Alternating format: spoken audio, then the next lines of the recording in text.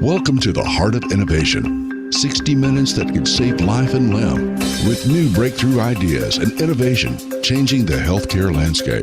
Brought to you by patient advocacy group thewaytomyheart.org in partnership with Abbott. Here are your hosts for the Heart of Innovation, Emmy Award-winning journalist and founder of The Way to My Heart, Kym McNicholas, and interventional cardiologist and founder of the Save My Piggies Health Education Series, Dr. John Phillips. Hi, everyone, and welcome to the show. We have an incredible Save My Piggies. We have Rebecca and her mom, Nancy, that are here. They're going to be jumping in the next segment. But first, I just want to kick off our initial segment, just chit-chatting with Dr. Phillips, because he came in today and he was like, you know what? I am just disheveled this week. And I feel actually the same way, because I just can't believe all the calls that we were getting on our Leg Saver hotline for the Global PAD Association. But every single patient, I'm happy to say, has been facilitated to more advanced care. We even had one, Dr. Phillips, yesterday, that the patient went into the hospital near you. You almost got this one. They had a choice between going to Columbus to see you or going to Cincinnati. And it turns out they were just that much closer to Cincinnati, and they chose Cincinnati, or else you actually would have been working today. But instead, we have Dr. Coral at Christ Hospital in Cincinnati, who ended up having to get up early and go visit this patient. But the amazing thing about this patient, Dr. Phillips, is that the daughter had called me and said, hey, I'm bringing my mom to emergency. She has this wound on her foot. It won't heal. She's in excruciating pain. It looks infected. Goes to this small community hospital. I'm telling her, you need to push for a vascular assessment, get an ABI, which is an ankle brachial index, where they put blood pressure cuffs on your legs and your arms, measure the differential, or an ultrasound, or a CT angiogram, where they pump in contrast fluid into the vessels so they can light up and see if there are any potential blockages. They refuse to do any of that. They only focused on the wound. And 3 days later, they say, by golly, the wound's not healing. I think we need to call in vascular surgery. And I said, you know what? Stop. This is not the place that you want to be. You need an advanced limb salvage specialist. You either need to go to Columbus or you need to go to Cincinnati. They said Cincinnati. I texted Dr. Coral. I said, can you help me transfer this patient? I don't know what it entails. And he jumped to it within hours. This patient was in a medical transport to Cincinnati, and he was there first thing this morning checking on the patient and saying she's going in to get her blood flow restored on Monday. Amazing, right? But this is not a one-off story. Well, yeah, and I think we've never, since this is obviously a Save My Piggies episode, but we've never spent any time going over or at least for my edification, the Limb Saver hotline. Tell me a little bit about that, because, I live in this bubble of patients come and see me. We do evaluations. We take care of them as best we can. I hear, obviously, the stories that occur at the St. Elsewheres of the world. And, we advocate for patients to have second opinions, third opinions. But you really are kind of on the front line for some of these folks.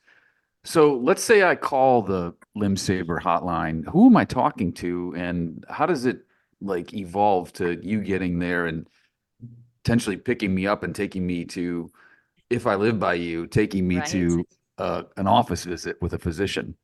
So it's the Leg Saver hotline. It's through the Global PAD Association. You've heard of the American Diabetes Association, the American Heart Association.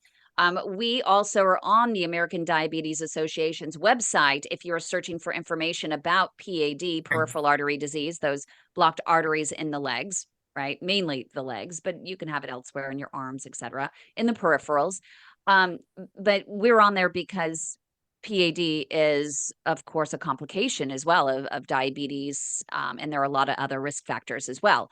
But when someone calls or is sent to the Leg Saver hotline, they need to talk to someone. They're talking to me. They're talking to what we call a PAD navigator, We have patients and we have caregivers, and we have retired nurses that can all answer the phone, that are trained to help facilitate care for patients that are in need of comprehensive education about PAD.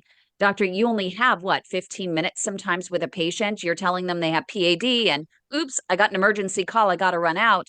And they're going, oh my God, what is PAD? And what does this test result mean? We have patients that call us because they ended up getting in to see the doctor. They went in for the test, but they can't get in to have someone look at the results for literally a month. And so they're freaking out about PAD. And what they can do is call the hotline. We can sit down with them, talk to them about PAD, ease their anxiety and fears, help them build a set of questions so that when they do have that appointment, they know what to ask the doctor so that they can leave there with a feeling comforted that they got their questions answered, right? And know exactly what they can do. Now, there are a lot of patients, and I would say this is most patients who call in are on deck for amputation. So when they search on Google or on Bing or on Yahoo or DuckDuckGo, we're not on the first page because we're a 501c3. We don't have the funds to compete with the medical device companies of the world and the Mayo Clinics and Harvards and whoever else has, more money to spend on marketing and search optimization to be on the top, right? When someone searches for peripheral. But if they're really looking for amputation prevention, they're going to search 5 pages in and they'll find us, or they'll go to the American Diabetes Association's website and they'll find us. They call us and they'll say, hey, my loved one is on deck for amputation, or I'm on deck for amputation. Is this the only option? And we can help provide options for a second opinion, such as the patient that even just this week, yesterday, in fact, her medical transport canceled on her, and she just happened to be near me. And she's 87 years old. And I said, hey, you know what? You're right near me. I'm going to drop everything. I'm going to come get you, and I'm going to get you to an advanced limb saver that's near you. And of course, that doctor, Dr. John Laird, he's world renowned, walks in and says, you need to be admitted. And of course, I'm going to be able to save your leg. So we've saved nearly 1,000 patients who have called into the hotline and have been on deck for amputation from having amputation, or they have had a lesser amputation, maybe a toe or a few toes, or even a transmetatarsal, meaning all the toes had to be removed, but their legs were not removed, through us being able to facilitate care in a timely fashion. And just as I mentioned earlier, being able to be on speed dial with doctors that really care, that understand what I do and are willing to jump and say how high, when I call them and then text them, they take it seriously. And there's a contingency of doctors, including yourself, around the world that are on speed dial with me and know what I do, why I do it, and they know I'm not going to cry wolf. They know that if I message them and say, I need help, they're willing to help with, just like Dr. Laird yesterday, as well as Dr. Coral yesterday, getting a patient even transferred and doing what it took to get them to another hospital. Well, coming up after the break, I want to continue this conversation for a little bit, and then we'll get into the Save My Piggies, if that's okay. So hang with us. Sounds good.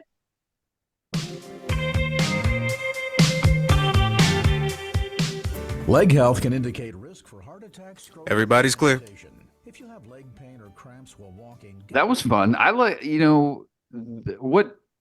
what you're doing is really important, and I guess I was trying to get into well, I'd like to, you have to fund this somehow, and therefore. Yeah, I need help because I literally had to turn down a patient yesterday, and I'm going to go check my own finances. I'm taking on a freelance gig, so I can get actually paid. Otherwise, it'll take me away from doing what I love, which is this the most, but I have to, fund. So if I'm getting paid on a monthly basis, I don't have to keep digging into my life savings, and I can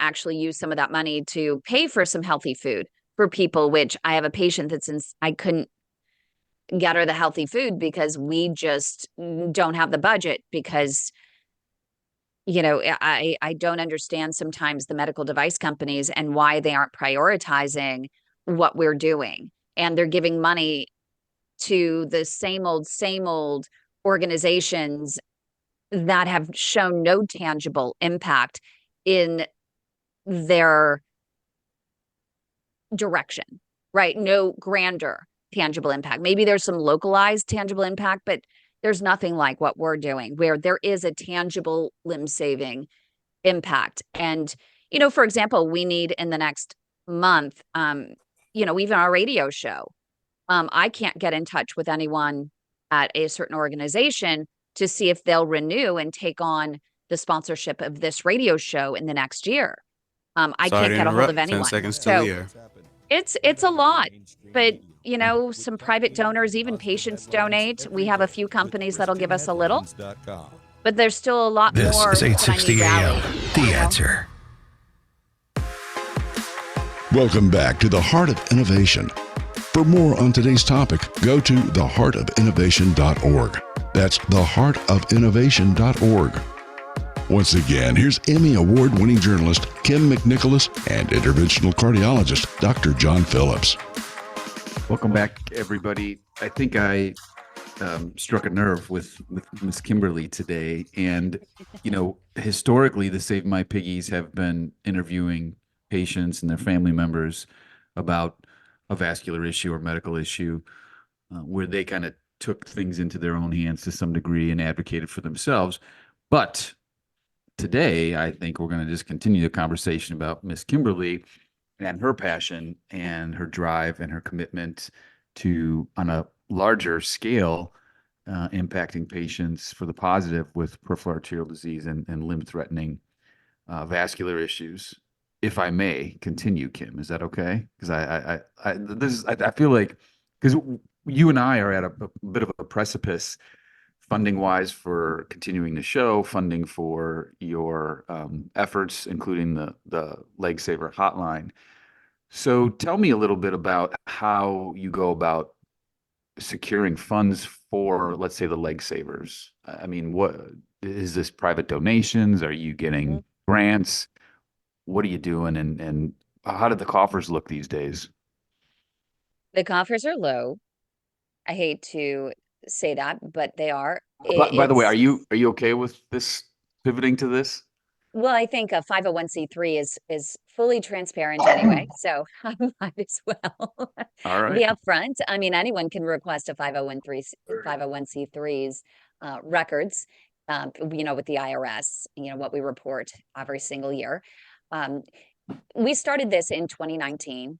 And we ended up, a lot of it was funded out of my life savings over the last 4 years. There are some things that I just don't like to say no to people. If I see people that need help, then I want to help them. I don't want to say no. And even if some things don't fit necessarily in our mission statement and around our parameters, for what we do as a 501c3, as our charter states, I still don't like to say no. And I've bought plane tickets for patients going from, South Africa to England. I paid for 4 tires. These are just random examples, right? One-off examples. 4 tires for the daughter of a patient. She was in Texas and her dad had already lost one leg in Florida. He was on deck for the other leg. And she was a pre-law student and didn't have the funds for her get new tires. So I paid for 4 tires. She got in her car, drove 7 hours to go pick up her dad, and then another 5 hours to get to a limb saver. And happily, we were able to get him to a doctor to save the leg. And she drove him clear back to Texas to live with her. And so we do a lot of things like that. We've paid for prosthetics for patients before. We've paid for home health equipment, such as shower chairs, because the insurance does not provide some of these critical items when they send a patient home. They may not receive them for weeks. So we do a lot. Because I have dipped into, my life savings, that's really gone down. It took us a while for proven product market fit in a sense.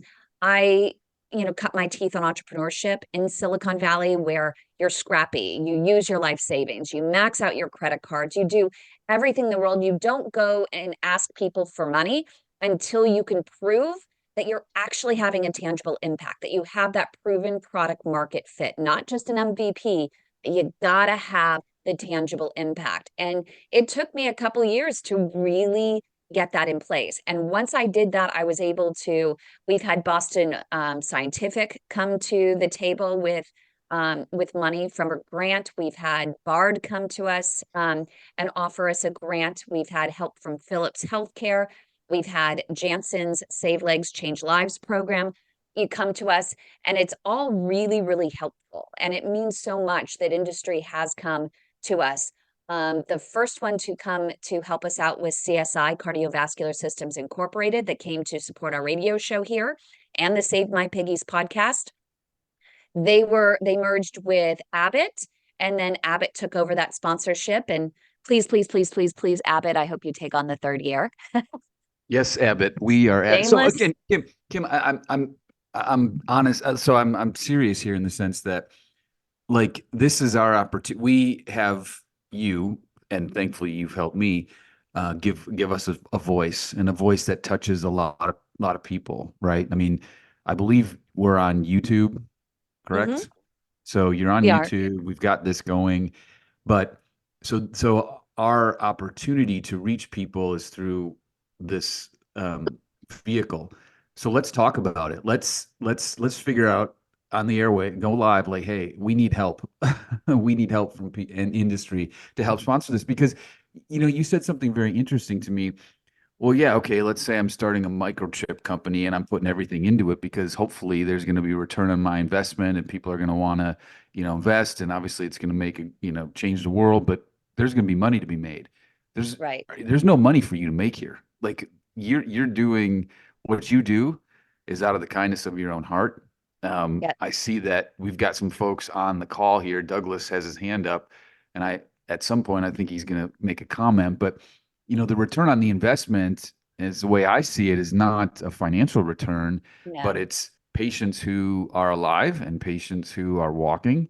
And if that doesn't move the needle for somebody with deep pockets, and y'all know who we're talking about, then I don't know what does. And I've had people tell me that, and this is sad because I don't agree, the industry doesn't really actually care about patients and what we do. They like what we do. And I just feel like when I've talked to individuals at these companies, they do really care. Yeah, no, I think they do. Really care. Right. And that was and I've heard that multiple times, and I just don't think that that's the case. I think that it's on me to figure out a way to maybe show in a different way why their money is well used. I don't know. But every time I apply for a grant, I apply for a larger grant because, and I don't even take a salary from it. I've dug in the last 4 years. I've drained my life savings so I could live. I'm very lucky because I also have been here with my dad and my mom, and I helped them out before my mom transitioned, and now helping my dad, and I wouldn't have it any other way. And I do feel lucky. Maybe if I lived on my own, I wouldn't be able to do this, but I still have expenses and I have to dig into my life savings for it. Thank goodness we do have a very kind chairman that helps me a lot, helps me get me to the conferences so that I can continue to learn more no matter where they are. It helps to fly me to where patients are if they really need me and they don't have anyone else. He's flown me to Arizona to actually meet with patients in person. I've flown to Florida. I've flown to New York. So it's not just even here in California. I've driven actually 7.5 hours from Northern California to Southern California during COVID to pick up a patient that was all alone, absolutely no family. And this person was on deck to lose their legs. And he was scared to go to a major hospital, as you can imagine, with COVID running rampant. And he was scared of vascular surgeons cutting off his legs. And that was the next step for him. So I drove down, picked him up. I didn't even know him except for online. right? How dangerous.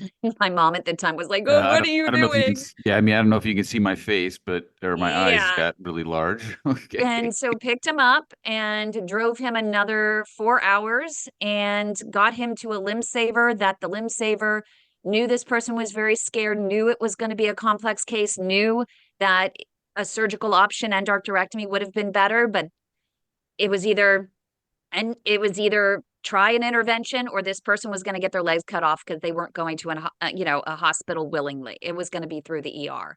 So this doctor was able to open up this person's legs, and I drove this person back to the house, got some cleaners to come in because this person had a lot of things going on at the house, and was able to clean out the house, clean out the refrigerator, organize everything. And then I drove back to San Francisco and had to stay in a hotel for 2 days because I couldn't come home and I had to take a COVID test before I could go back and help my parents. So this is just life. You know, when I'm a woman of faith. I'm a woman of faith even more through this process.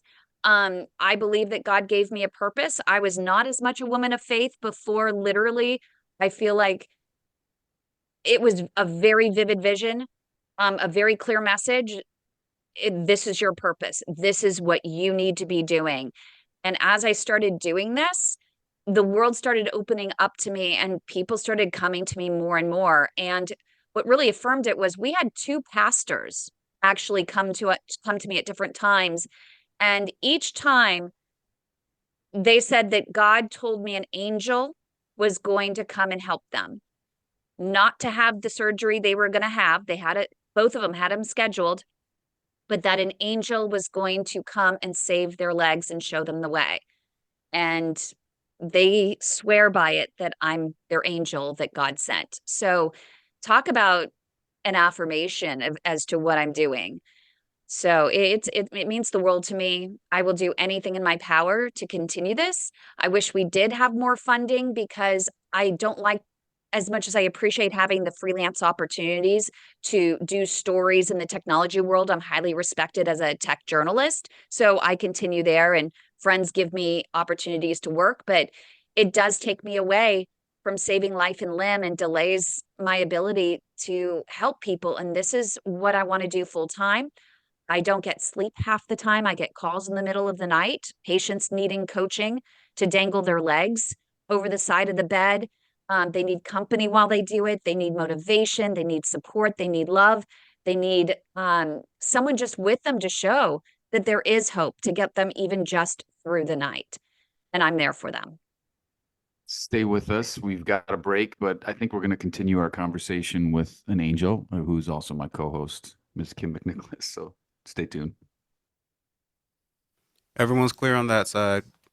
Do you want to get to, even if it's just a second, we can have if Rebecca and Nancy, because one example of just what I do is, well, actually Douglas is a great example. Yeah, let's So give if an you want to get to example. Douglas first. Sure. I mean, I And think Nancy is one too. And I'm Sure. still, we got to figure out, I kind of want to run Nancy's case by you if at some point, if you're willing. And this is what a lot of the doctors like you are willing to do. And you even did one, although we still need a little bit more, to go over with that case, because that one's going to be an interesting one. I'm not sure if it's going to be you or you're going to want to send that one over to Chris Metzger. no, well, but I I'll give take you it. first I'll take it, but nonetheless, bonus on that. I'm happy Just to let everyone know. 1 minute till we air. So Kym, do you want me to take it back? You can Yeah, wrap up. I'm letting you lead, but cut me All right. off because I just talk and talk because I'm Well, not like, We've never had a show we've never really talked about you. and So I suck at it. Who is really good at it is Josh knows, our guest from last week, Karen. I mean, she has that pitch down. Well, that but she also stared down the barrel of the shotgun several times and continue. And I think you have a different, my opinion, you have a different perspective on life when something like that happens. So, but you're right. She did a great job. But you're doing fantastic. I mean, I think if ever there was an opportunity for us We are to airing in 10 seconds. Gotcha. Answer. 860 AM. The Answer. Welcome back to the Heart of Innovation. For more on today's topic, go to theheartofinnovation.org. That's theheartofinnovation.org. Once again, here's Emmy Award-winning journalist Kym McNicholas and interventional cardiologist Dr. John Phillips. Interesting conversation we're having today, Saturday. Tomorrow's Easter, for those of you who believe, the resurrection, which I did have a couple of interesting quotes, but we don't have time for that now because I've gotten great quotes from an angel, so that, Miss Kym. So Kym, let's continue the conversation for a couple more minutes, and then we can get to some folks that are on the call, Douglas, and then Rebecca and Nancy. So in 2 minutes, sum up what it is that, let me ask you this, first of all. If you didn't do what you do and get in, and not only like just emotionally and mentally, but financially, would this just kind of fall apart? Like, would your Leg Saver hotline go away? Would you just go back to reporting with tech and things like that? Or what does that future look like? We do need the funding because one of the things that I think really sets us apart and really helps us is our ability to provide critical resources to reduce any sort of logistical, financial barriers to timely, effective care. There is some medical transport to help patients, but there are so many gaps in that transportation service for so many patients that we end up having to provide shared ride services for these patients to get them sometimes an hour and a half to see a specialist. Even, for example, we have a patient in Dalton, Georgia, that needed to get to Chattanooga, Tennessee, because that's where her prosthetic was. Well, she can't drive, and medical transport doesn't work out of state, but they don't have anyone closer to help her with her prosthetic. So I would have to get her a shared ride service every single time at $250 a pop in order a ride, each way, to get her so that she could work with not only the prostheticist, but also with PT there in order to get her back on her feet. And so some of those resources probably would not be available if it weren't for donors. And we do have a lot of private donors. And what's the most interesting to me, you're going to love this, is our 501c3 is called The Way to My Heart, right? Our new doing business as name is the Global PAD Association. But our Facebook page, because it says The Way to My Heart and we are a 501c3, if someone searches for a Facebook fundraiser to honor someone or for a birthday, and they look up, heart or something, they get us, and they're thinking, oh, well, I am going to do a fundraiser for my birthday for The Way to My Heart because the love of my life, Linda or Len, is the love of my life, the way to my heart. And so we continue to get hundreds and thousands of dollars, depending on who's doing the raising, simply because they think it's some sort of nonprofit for love. And I'm not going to change that Facebook simply because of that. We started a new one for the Global PAD Association, the Peripheral Artery Disease community, for general fundraisers, but 90% of the funds that we get on Facebook are for people literally using our name, The Way to My Heart, to honor one of their loved ones.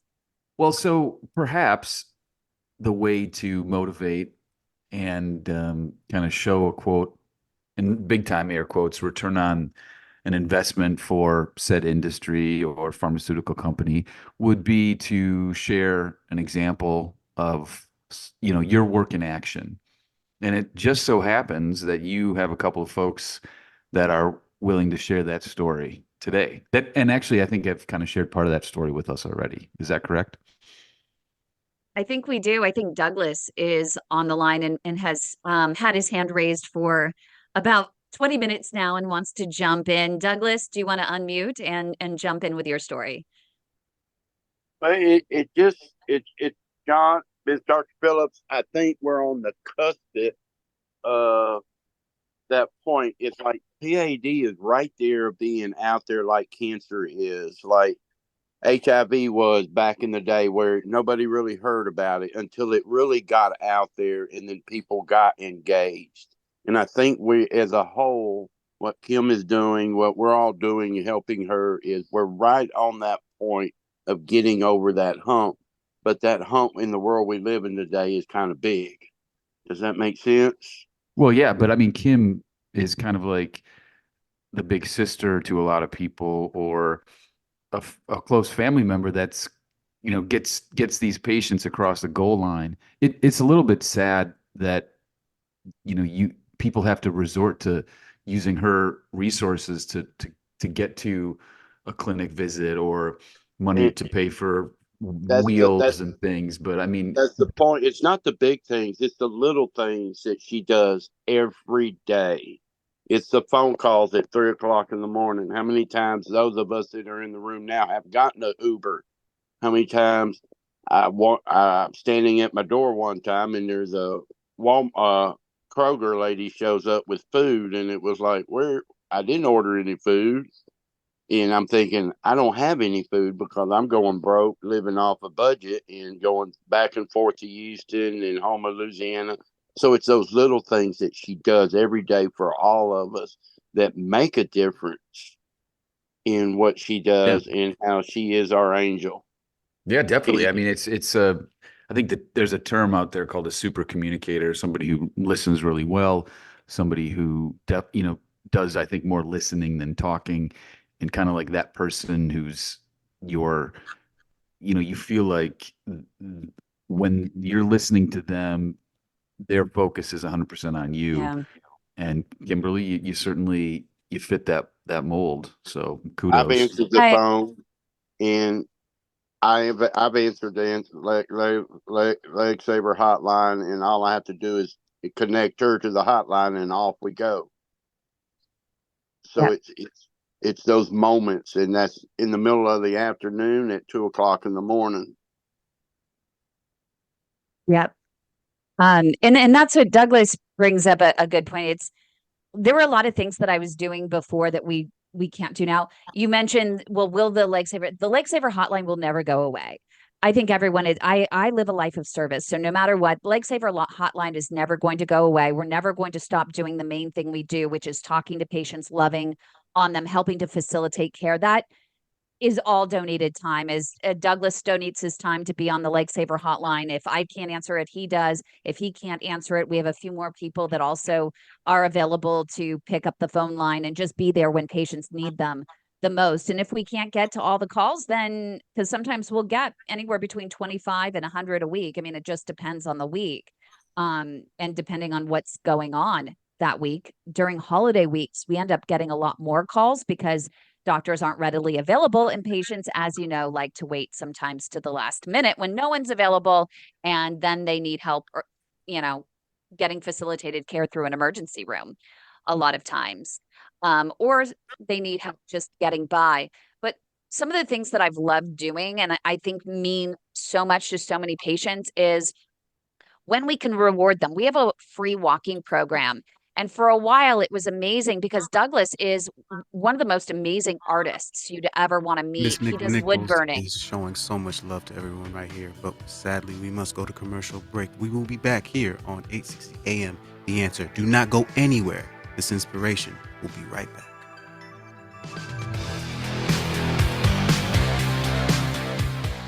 The cost of everything is going up. It's got you re-examining your priorities in a big way. If you had thoughts of a private school for your child. Oh my God, you're Are we hilarious. clear? I hope so. Yes, Colin. Oh, yes, we are. Yes. No, I was just literally, I was typing into Colin, like, how much time over are we? And I'm thinking, Kym is the master of wrapping it up and doing this. And see, but I think what this just speaks to is, how much passion you have for it, and you lose kind of track of time. And you're in a different dimension right now when you're talking about it. Yeah. So anyway, thanks for sharing that story. I think it helps all the listeners, helps me at least understand And where you're if you coming wanted from. to, before going to Nancy and Rebecca's the one who called me, but um, were Rebecca, you did you just? use the Leg Saver call hotline? Yep. I first found out about it through the Facebook group. I went on a face. I was just kind of in shock after our experience, Sorry and to I interrupt, Rebecca. Just want to let everybody know we have a minute till we air. okay. Okay. But I figured, and I don't do a whole lot of Facebook anymore, but I just figured, well, Facebook has a support group for everything.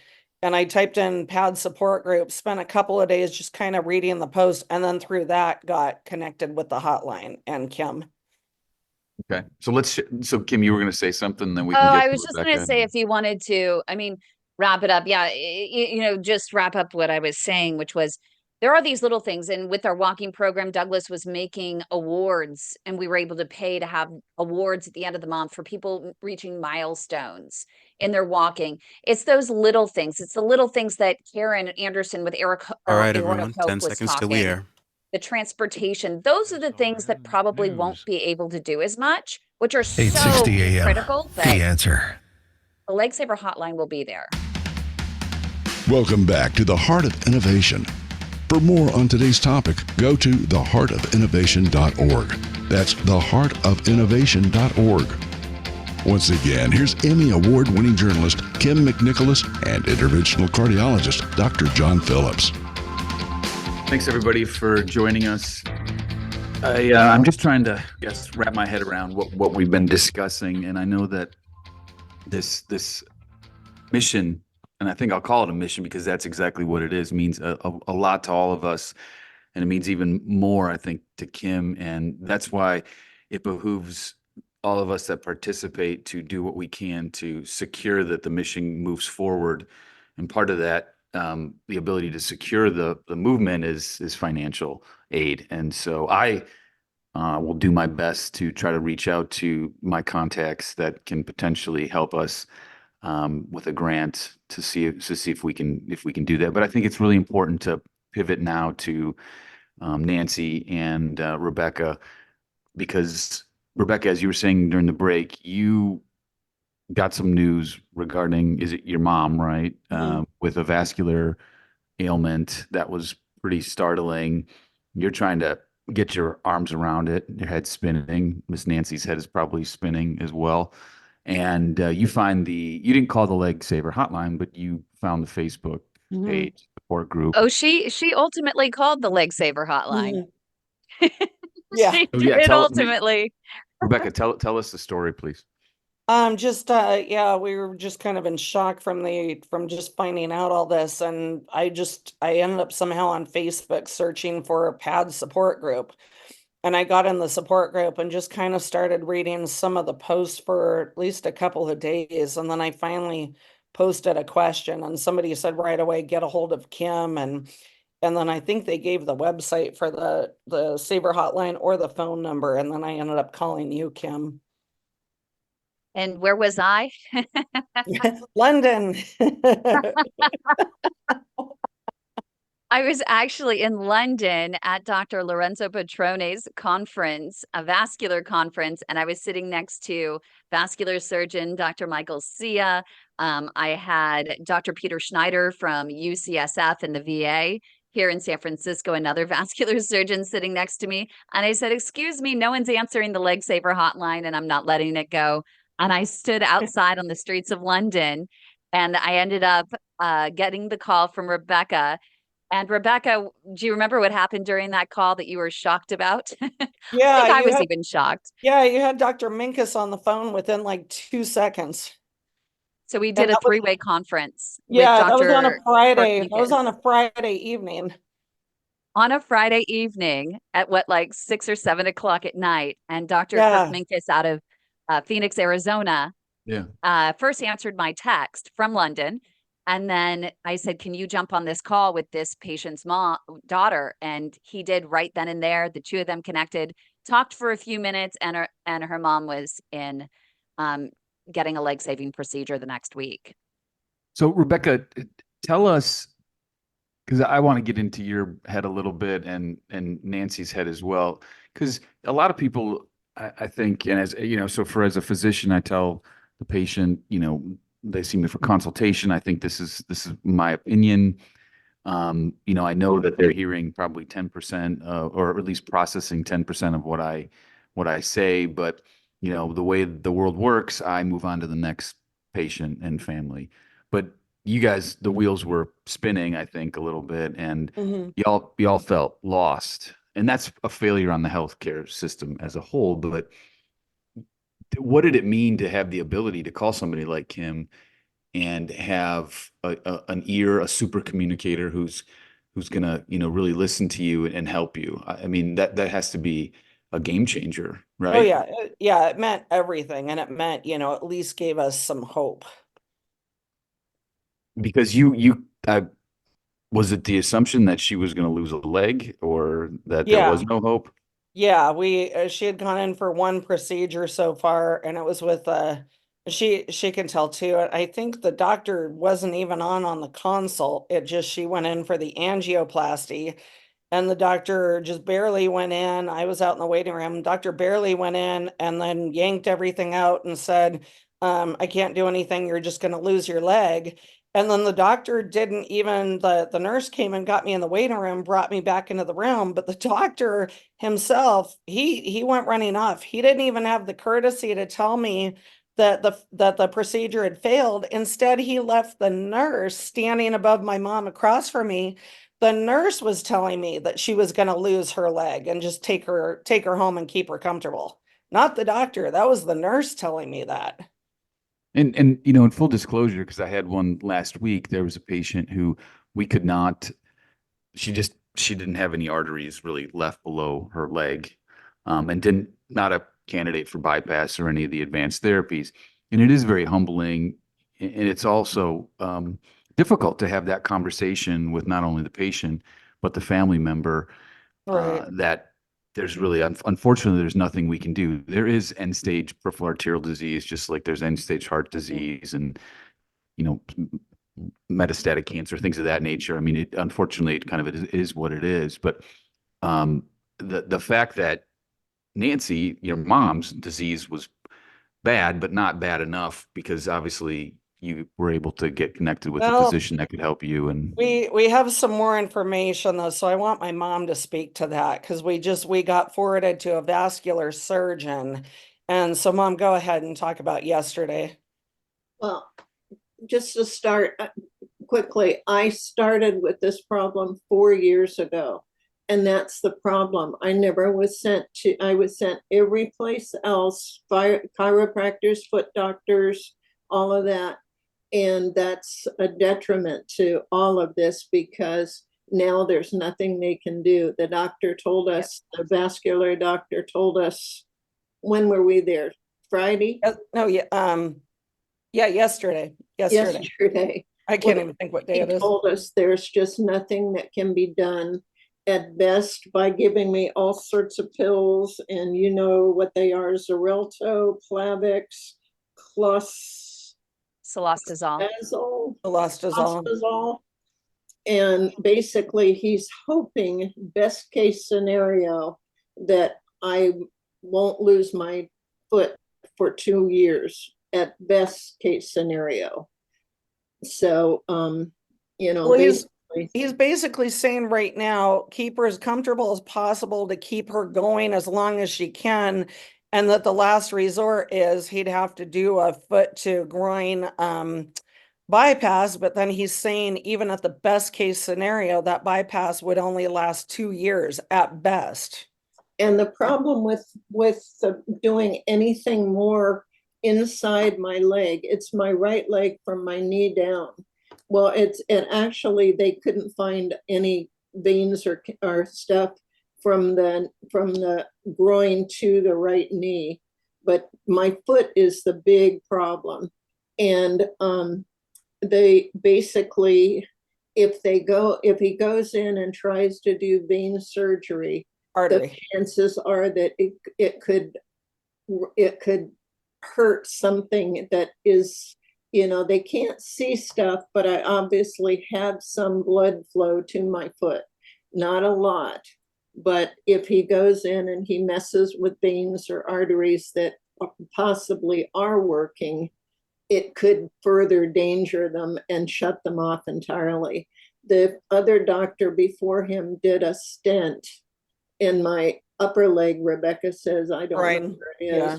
But anyway, and then I read a lot of stuff about people with stents in them have problems that they have to have them removed. So, there's just no real answers. I guess our question is, when do we just stop and just go with that? That's the end result. Tell you what, so hang with us. We've got to go to break, and I'll help answer that question to the best of my ability when we come back. So stay with us. And he did send me to a pain doctor. Joby Arrow Inc., Santa Cruz. All right, only 1 minute till we come back. Yeah, and I want to say, Dr. Phillips, that's also where we come in, is that what I don't like is when a doctor, like the first doctor, says, amputation's your only option, because we've had patients that have been on deck. John, you had a patient that was on deck for amputation, and that patient came on Save My Piggies and walked his way to preventing amputation. The fact that she has some blood flow, the fact that, they say sometimes these interventionalists do too much. Well, here's a great example of a great one in her case that says, you know what, you have this one vessel, let's just work on that. Let's see if we can get those collaterals growing. But that's where, send them to us and we can help monitor and work with Nancy and the other people every day to walk, and to grow those collateral. All right, everyone, 10 seconds till we air. Going. Right? So that there is an option. There is some hope. This is 860 AM. The Answer. Welcome back to the Heart of Innovation. For more on today's topic, go to theheartofinnovation.org. That's theheartofinnovation.org. Once again, here's Emmy Award-winning journalist Kym McNicholas and interventional cardiologist Dr. John Phillips. We only have a few minutes left of this really transformative Save My Piggies, in my opinion. But before we went to break, Nancy had asked the question about, she was told that there was really nothing that could be done with respect to her vascular disease. And so, I have to say that to patients as well, but there's always a caveat. And so in my opinion, and this is just my opinion, but when somebody has blockages below the knee, but they don't have an ulcer or skin breakdown, or they're not in what we call rest pain, I leave those alone. I do not intervene on those. They don't, and the reason I don't do that is because the durability just isn't very good. So, we can put stents in, we can do bypass. I'm not a surgeon, but bypass can be done. But really, see, the issue that we run into is patients, because they sometimes think about blockage in the heart artery. And if we have blocked heart arteries, we open those up because patients are having symptoms. We're trying to help relieve symptoms. But if someone's not having limb-threatening ischemia to their foot or their toes, but yet they have some blockages, there's at present time, there's really not a good treatment. We open those arteries to preserve the toe and the foot in someone who has an ulcer or severe ischemia. And that's where we as physicians and care providers just have to do a better job communicating that to patients and their families. I hope I answered the question, because I don't get the sense that you have wounds or anything right now. Is that right?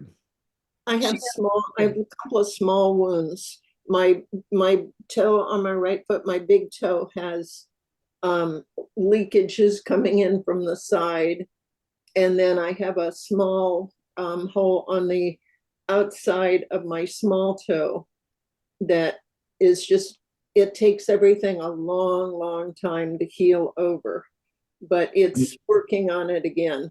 Yeah, and the fact that there is healing, there's other options too. I mean, this is a little sometimes controversial, but there's hyperbaric medicine where we put you in the chamber and give you supersaturated oxygen that kind of helps with the healing process. But it's always in my opinion, it's always a case by case evaluation. But the oath we take is first do no harm. And so if your physician feels like doing something would be more harmful than beneficial, then you have to, if you trust this person, then you have to kind of go with it. Right. So the big thing I face is pain every day. Rebecca will tell you this morning I had worst pain ever. And yet some days I don't. I was walking up to 4,000 steps a day just this past week. And I'd like to continue that. But then That's great. Yesterday and today, I honestly haven't walked. So. Well, sometimes you can go, 3 to 4 days, and then you do need to take a break. Doesn't mean don't walk at all, always walk some, but right. That's where we come in and we can guide you through and we can be there for you. So you're not alone right. at any step. That's the biggest thing, Kym. Always like, here. right. I mean, their patients aren't alone because of what you do, which is why we have to fight to keep this mission going. Yes. And part of it is the funding aspect of it. Right. And part of it is this show, right? Having, this opportunity where both Nancy and Rebecca and Douglas and Maria and so many that I see on here have an opportunity to ask you as a doctor the questions and feel like they're being heard and get some additional advice. So let's keep this going. Amen to that. You're all clear on that side. I just need to let it play out. You've been listening. Awesome. I was going to keep this open, for everyone. If you wanted to, I know Rebecca and Nancy, while you have John on here for just a few more minutes, if you wanted to say a few things, I'm going to have to switch to my cell phone and be a participant on the go. And Douglas is also going to jump in a little bit more here to continue the conversation. But I now have to get in my car and drive an hour and a half up to with the patient that I brought to the appointment yesterday, went through the emergency room and ended up getting admitted. And she literally has no one in her family or anyone to communicate with, which is really hard. And I want to go see her and make sure she's doing okay and make sure she's getting everything she needs. And since she was admitted last minute, the poor thing, she has no phone cord, no necessities from home or anything like that. So I'm going to stop by this CVS, pick up a few doing things. God's work, Kym. You're doing God's work. Keep it up. Happy Easter. Drive safe. Yep. And I'll get on the other line. I think Marie wanted to jump in before I go. Yeah, I got to switch over in about 2 minutes, but Nancy and Rebecca, I'm happy to kind of review things at some, if you'd like. And that would be awesome. Kym does a good job of kind of getting me the nuts and bolts, and pictures are worth 1,000 words, and that's usually where we're at. But if what I've always said is, if you truly trust the physician that you're working with, and he or she, you think that they have your best interest in mind and they're competent, then you have to, you kind of, it's like jumping off a cliff with a parachute. Like that parachute's going to open. You have to trust it's going to open. It may open up pretty close to the water, but it's going to open up. And that's what I would say.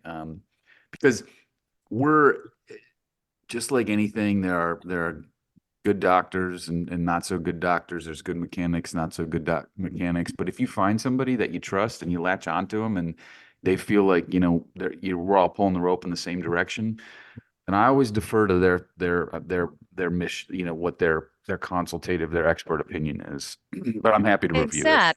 Can I offer a little caveat there? The Always, number one issue that I have, and I never thought about this before, but I hear the same thing actually from all the doctors. Hey, if you like and trust them, great. You know what? Go with them. But what we're finding is the number one reason why patients end up, in a sense, not going with us or not following, a second opinion that we suggest. They'll come to us and say, we've got a problem. We're sitting here in pain. That, I have rest pain at night, or I have ulcers or whatever. And I'll say, okay, well, do you want to get a second opinion? No. I like and trust my doctor. I just needed to vent. And I'm like, but you like and trust your doctor, but they are not offering you another. No. I don't want to go against my doctor, and I don't want my doctor to be mad at me. And they're friends with my other doctor. And I mean, I trust them, and they're highly regarded, and they have great pedigree. And, they graduated from Harvard, and do you know, they're the head of the department at this big university. And I'm like, so then why are you calling me? I'm telling you that there is another option for you. I'm telling you that 90% of vascular specialists are not trained in advanced tools and techniques. And what does it hurt to get a second opinion, get a third opinion, maybe get a fourth opinion, and then you can make an informed decision that's right for you, because it is possible that you can like and trust a doctor, and they're doing what they truly feel in their heart of hearts is in your best interest, but they're only using what they know. What if it's possible that they don't know something? Is that possible? And what I've learned over my journey over the last, since 2016, and traveling the world to nearly a dozen countries, more than 30 states, is that different doctors have different tools, different techniques, Sure. just 100%. different modalities, right? Some are involved in new research. There are some new drug-coated balloons that are used below the knee, and they're used across Europe, but they're not available here across the US, only in certain research capacities. And so what happened with, I think Thomas was on here, is that I just happened to know that a specific doctor who is a cardiothoracic surgeon was involved in research studies for new modalities for wound care. And that was a big thing for Thomas. And it was a little against the grain. It wasn't what people would think. Well, why would you send him to a cardiothoracic surgeon over here that's almost 2 hours away versus sending him over here to this other doctor who's a great vascular specialist? And it worked out really well. I just happened to know, because of my connections and my relationships with different facilities and doctors, not financial. I will tell you that we can't take money from doctors. You know that. But there was a physician that was nearby that I knew would be best for him, and he was able to get these crazy wounds healed, whereas another doctor wanted to just cut off his leg. So, there's a lot that happens. Medicine is still a practice, and you can like and trust your doctor, but it is even more important, continue to like and trust them, but get a second opinion, third opinion. You're not going against that doctor. You're not disrespecting that doctor. John, you wouldn't be offended if I said, you know what, John, I believe in you. I do think you're the best. Just like in this case with Dr. Kym McNicholas, he is literally one of the best in Arizona. He's amazing. Heart's right, advanced skills, antegrade, retrograde, pedal, everything. He tries everything. But what if there's a different doctor in that area that might be a part of a research study with a new tool? What if there's a doctor that might be, there's that new technique, the DVA, deep vein arterialization? What if she's a candidate? And what if maybe Dr. McNicholas, I don't know, is not trained in that?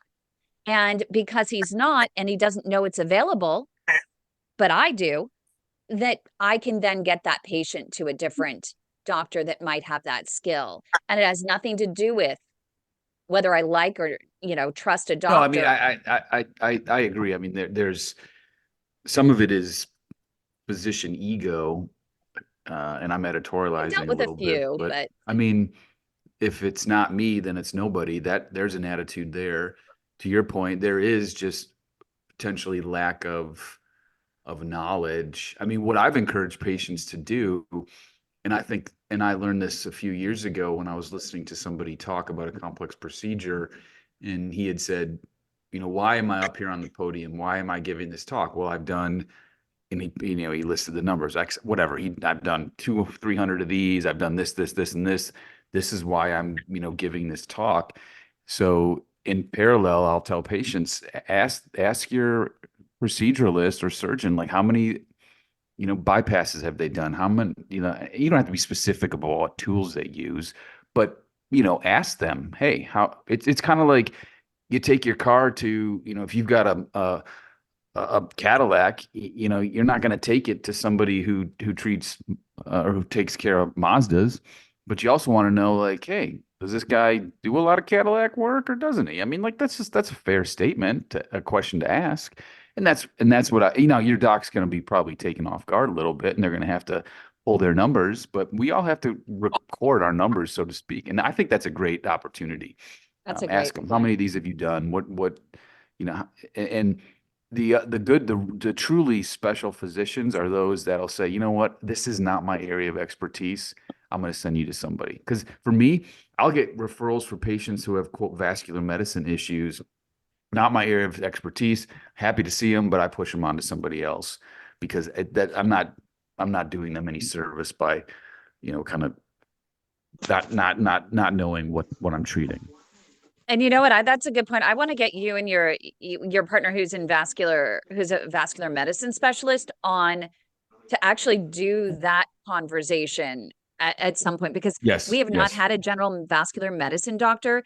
And I know, like the Cleveland Clinic, for example, they have a program for vascular medicine because it is a growing practice. And 100%. Because actually, I've got two partners, both of whom were trained at the Cleveland Clinic for vascular medicine. Yep.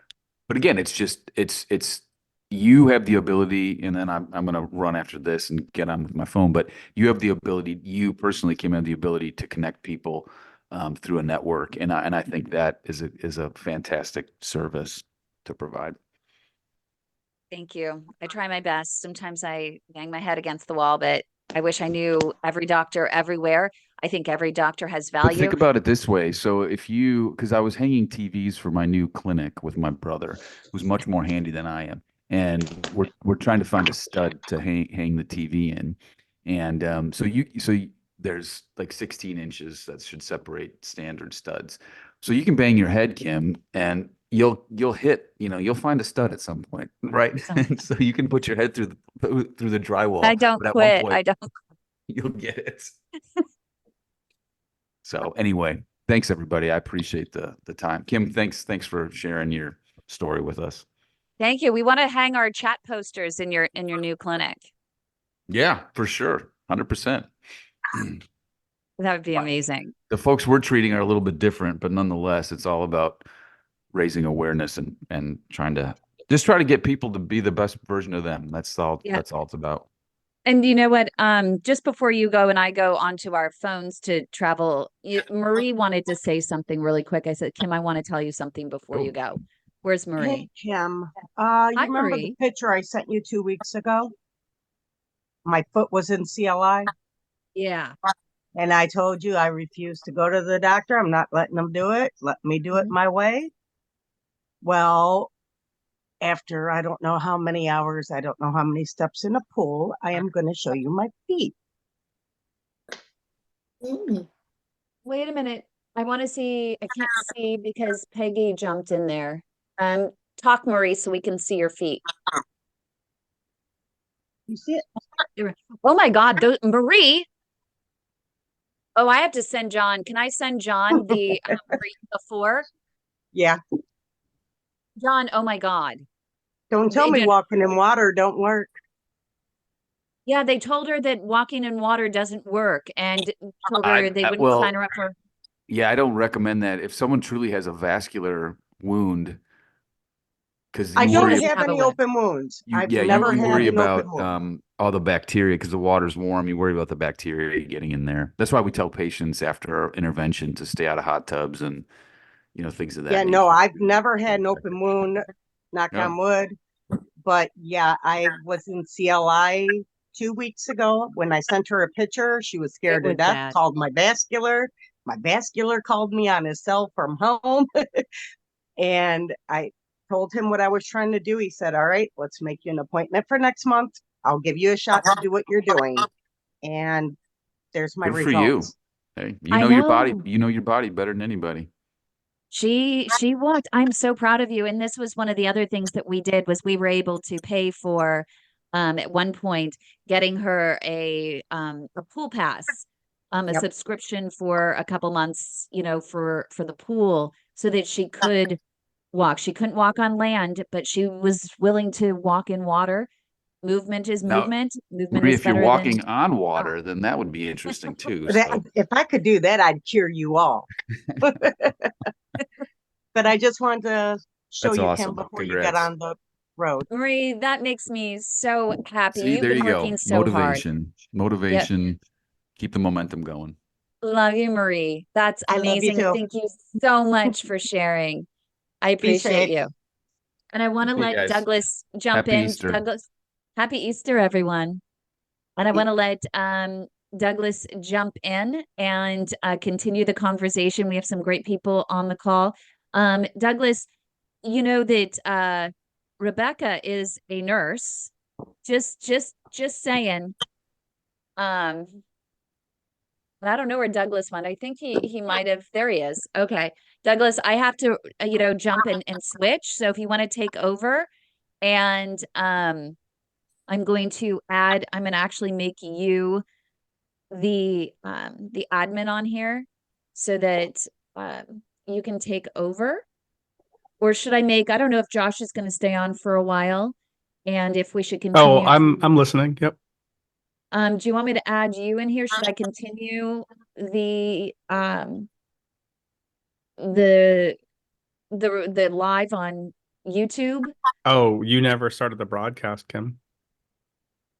I never started it. Oh, Nope, you just started the recording. That's okay. I can put the radio show up on YouTube afterwards. Wow.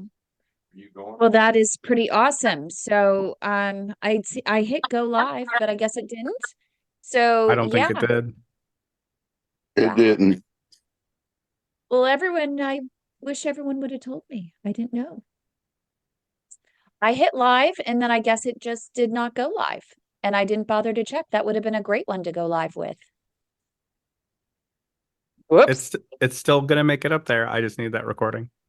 Okay. I can, send that to you. And if you could do me a favor though, that one part, because I'm going to smack Douglas. Douglas knows it.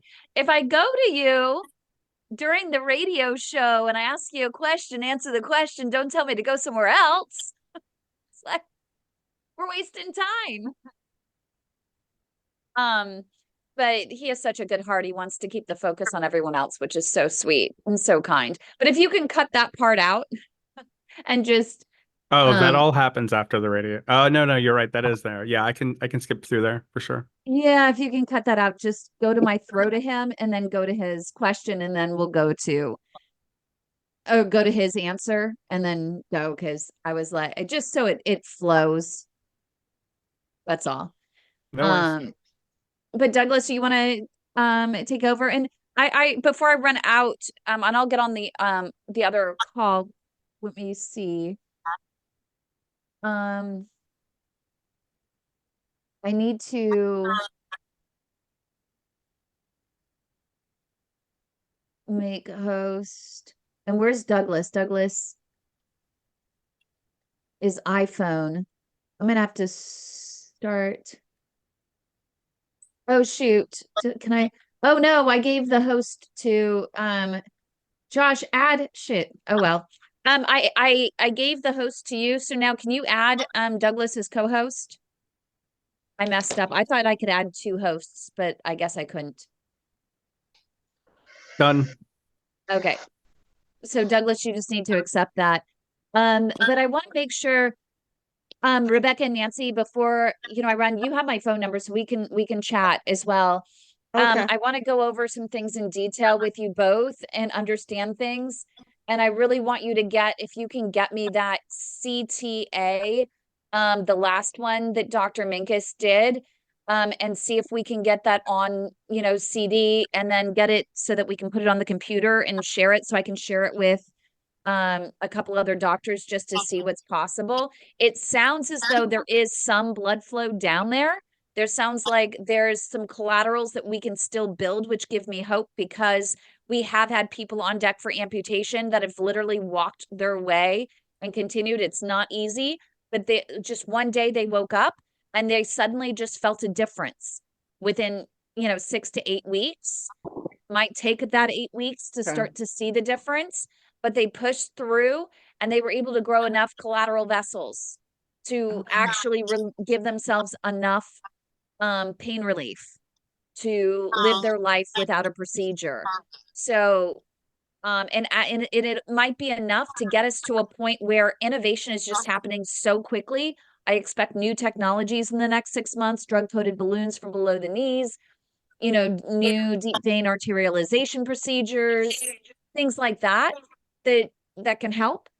And so we just need to, day by day, just keep pushing. That would be, but I also want to still get her a second opinion from someone else who, like if you can drive to El Centro, California, in the next year, there might be a new technology that I have seen in the past that I think could be rekindled that has worked miracles through 100% occlusions and does it safely for people with fragile vessels.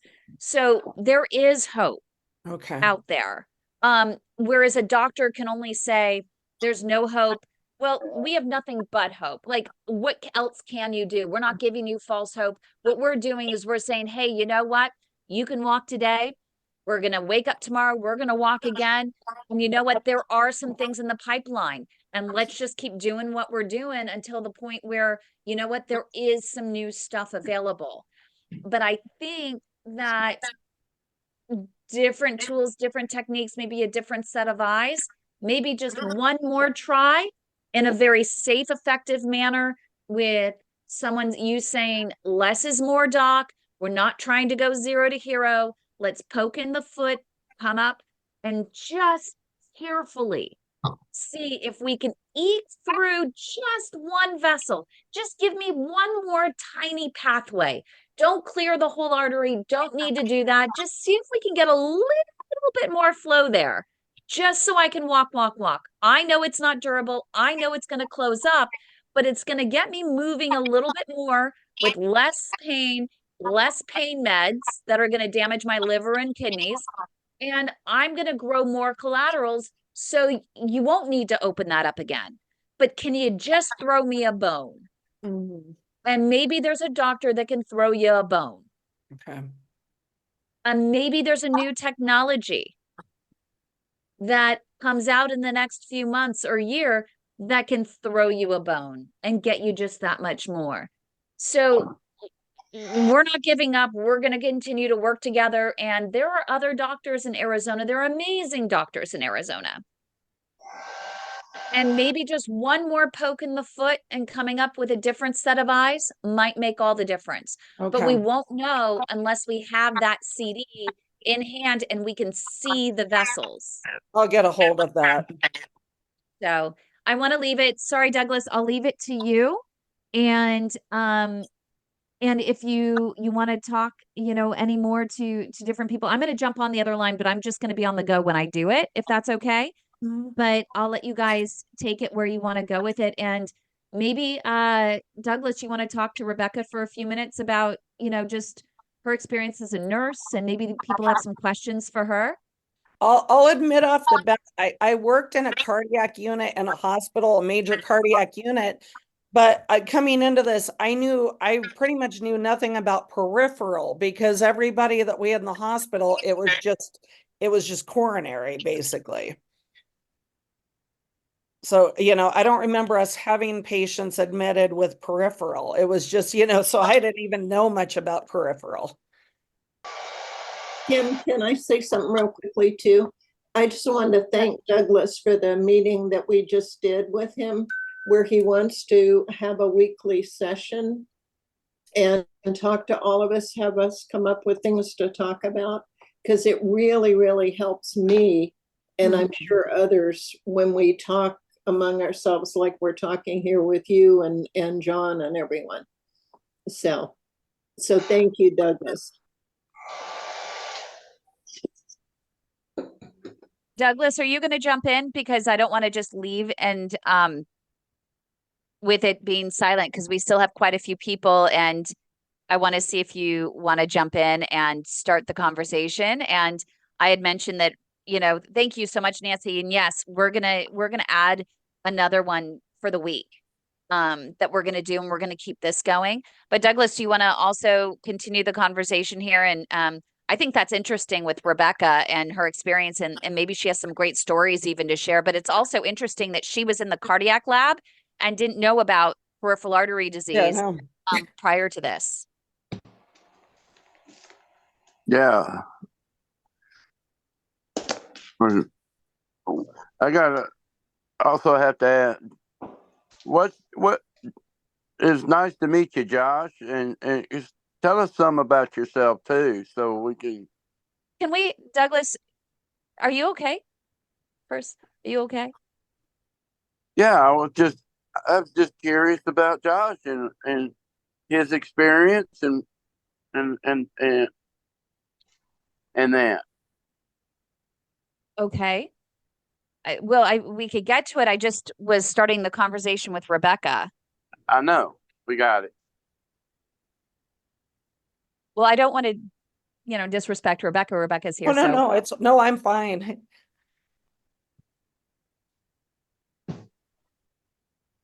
I can be brief. I'm stepping in to help Kym with some technical support, things like YouTube production, so on and so forth.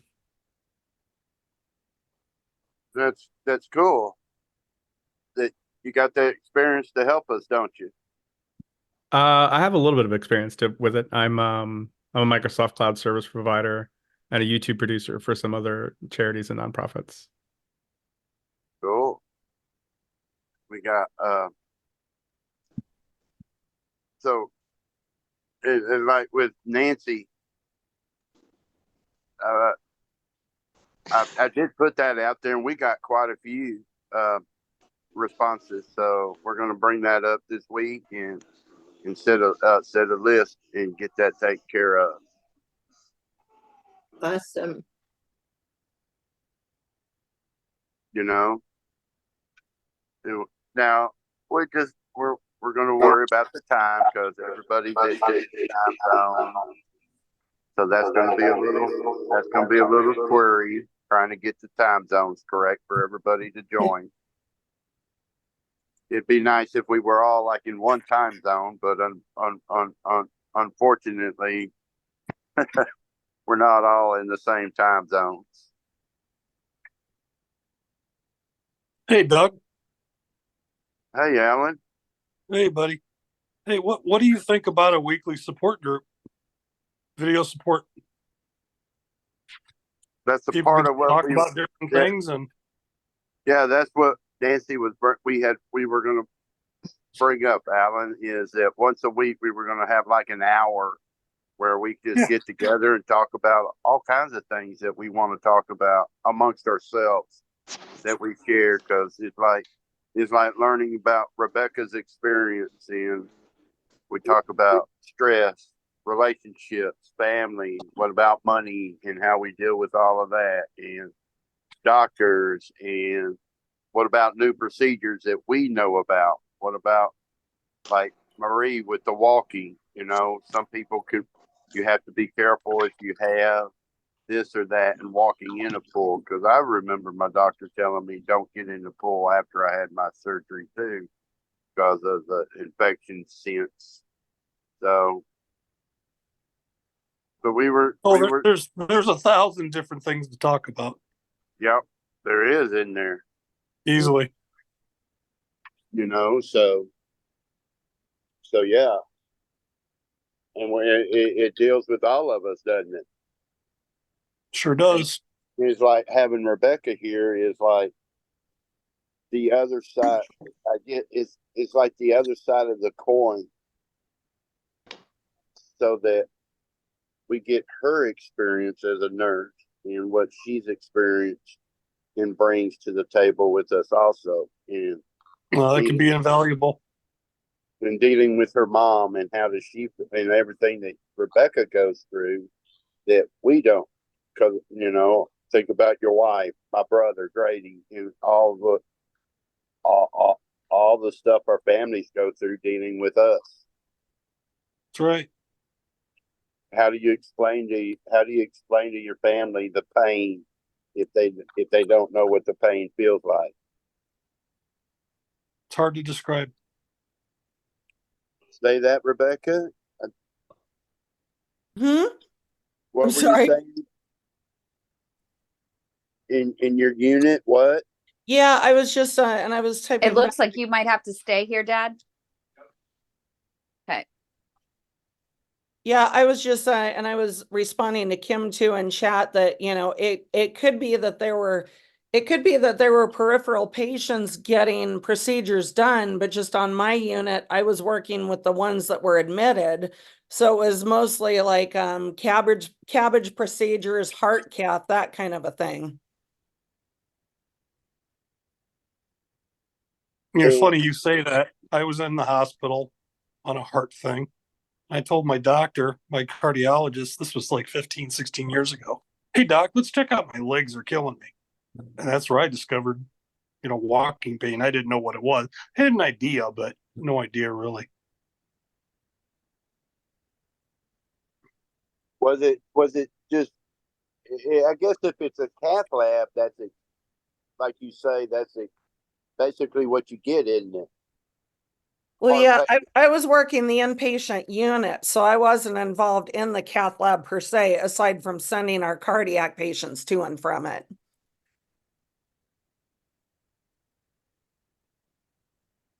And $10 says about probably half of those people may have had a little bit of our peripheral artery disease that nobody knew about. It's very possible. And unfortunately, my experience in the hospital is that they focus just directly on the one area that the person is there for. Yep. We talk about that a lot in the group, don't we? Is how do we Yeah, Douglas, we do. How many times, Douglas, have you been in the hospital that they literally get laser focused on one thing and then they miss the other? And it's frustrating. And I had actually a cardiopulmonary specialist who, after a presentation I gave in Montana recently, said to me, and she's a nurse, and she said, Kym, part of the training for a nurse is for us to go in and literally do a head to toe. No matter, every single time we go in, we're head to toe. That's how we're trained. That's what we need to do. And we go in and we write the report. And how many times, she said, that the doctors would ignore her report when she would write in that they have low foot pulses. And and I see you nodding, Rebecca. I mean, how many times did you go in there and you didn't think anything of it because you're like, you know what? I'm putting it in the report that I'm not getting a pulse in the foot. And the doctor just... Yeah, I think so many times there's just a big, God, I just had the word, there's definitely a big area where things are missed. And, I haven't been nursing since, I haven't been nursing, especially cardiac, for a few years. I know these days it's even worse with the patient to nurse ratio. But back when I was on the cardiac, and it was a busy cardiac unit, there were times that we should have only had 3 to 4 patients, and there were times that we had 5 to 6. And I'll just say, I came in one time on a patient who had been there. He had been there, I think this was day 8 that he was there. And this was my first time having him. So he'd been there for 7 days, and we charted every 12 hours. And when I went into his chart, we had the ability to copy the previous nurse's chart over and then just go in and fix things. And unfortunately, people are strapped for time and everything, and everybody can start to get kind of not as conscientious about it. And I was there on day 8, and everybody all along the previous 7 days had charted equal pedal pulses. And I'm like, well, that's fabulous. That's really fascinating, because the guy is a below knee amputee. So there can be so many disconnects from so many different areas. On the cardiac unit, we were only doing focused assessments, but even if it was a focused assessment, it should have still involved pedal pulses. And Alan had that part right a minute ago when he said, I wonder how many of them patients that are in cardiac unit have peripheral artery disease, because we know the two are correlated in a lot of people. And most of us didn't know we had it, or we assumed it was something else. And in my experience, my unit was a combination. It was cardiac neuro unit.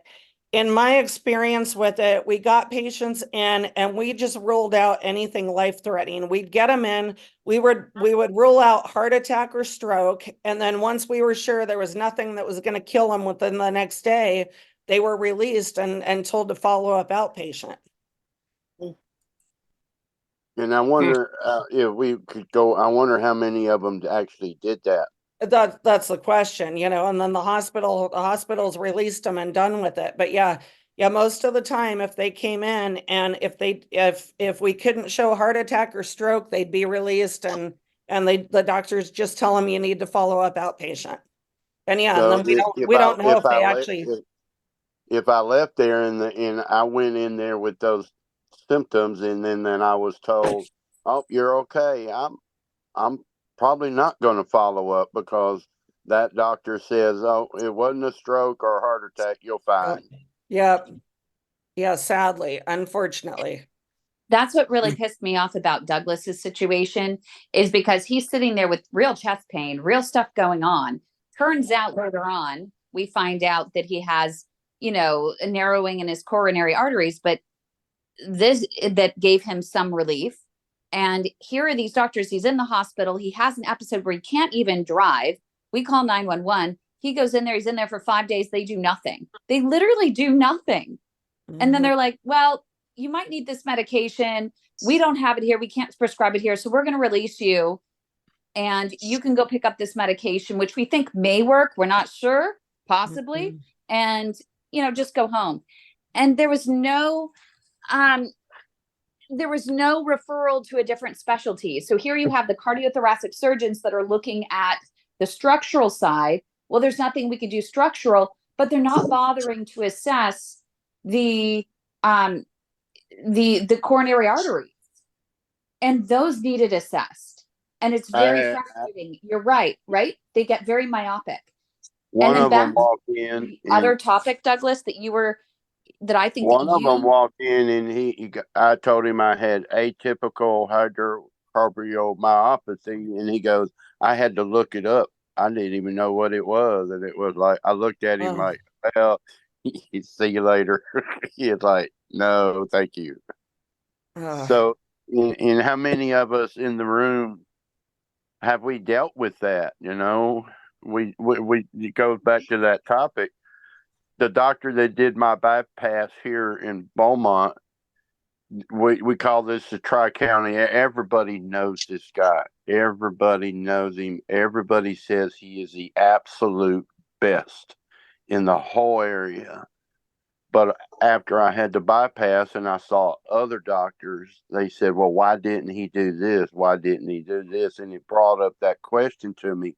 Did he know any other procedure other than just, if he couldn't get through, I'm just going to do a bypass and move on to the next person? And how many times do we hear, well, it's cheaper to do a bypass than it is to spend the 3 hours or 4 or 5 hours trying to get through something. It's just, I'm going to spend 2 hours and make this kind of money on this procedure instead of spending 5 hours trying to do this and not make that much money.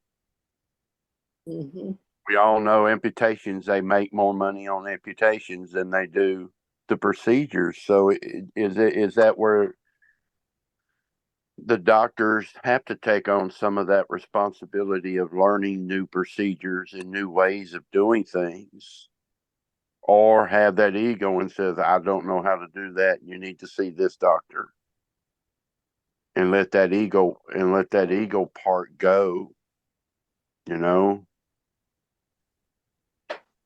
So yeah, and so it goes to that whole process, doesn't it? So when I left that doctor, I mean, everybody knew that doctor. Everybody told me he was the best, period, in the whole area. Now, his bedside manner is atrocious. It really is. but everybody was saying just overlook that and think about his procedures because they're the best. But that is true. That is true with a lot of quote great surgeons. Their social skills suck because they also like my vascular surgeon that's retiring. I swear to God, he suffers from ADD, but boy is he focused. And his bedside's he's okay, but he's always in a hurry. I was told by a fellow patient in here that he was in a meeting one time with this doctor, and the doctor said, "I'm God. I'm it. I mean, and I would have got up and walked right then. It was like, well, I don't know about that, you know." Yeah, I'm on the other end of the spectrum. I'll fire a doctor on a heartbeat. I did it in the hospital on the floor. The floor docs that were taking care of because they have hospitalists now. I didn't like him and what he was doing, and I said, "You're done. Get out. Give me somebody else." And he was going to make a mistake, and I knew it. And that's okay. And how do is it finding that balance?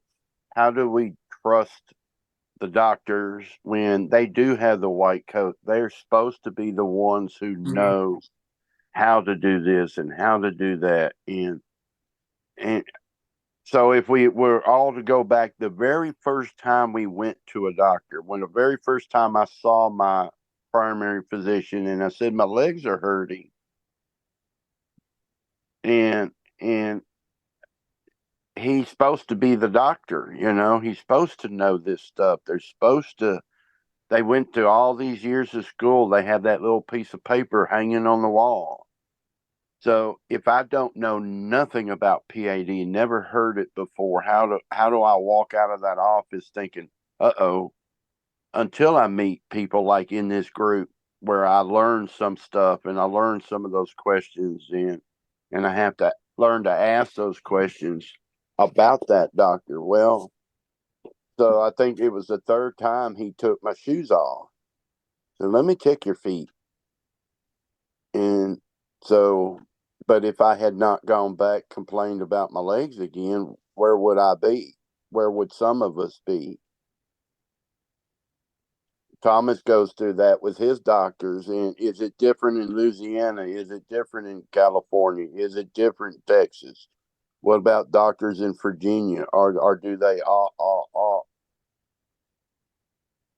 or do they all have that mentality? And as patients, if we had, like, I think Nancy said this one time too, where if we had not met this group and Kym gave us some of those questions to ask, what questions would I have asked if I didn't know what to ask? You'd be like everybody else that just goes in, shakes your head and agrees, and you move on. Mm-hmm. And then they either screw up or can't do it. Or I end up losing my leg because I don't know the right questions to ask, or I get worse and worse in that. Yep. I walked out of a doctor's office on the 25th floor one time. Kym was there and Kay was on the phone. And I remember standing at the window and well, you know what? I'm just going to jump. Because he just basically said, "Sorry, dude, you're going to lose your leg. See you later." And it was like, well, shit. I mean, shoot, I might as well just jump. You know, it's like, really? And how many of us get to that point of, I don't know, do we lose hope? Is it discouragement? Or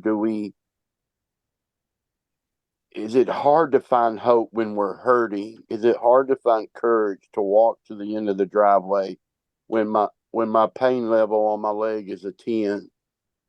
And I'm not gonna say a bunch of stuff, but I tried to walk this morning and I couldn't even walk to the end of my little short block here because my left leg was hurting bad today. So I'm just going to hang around the house. So how do you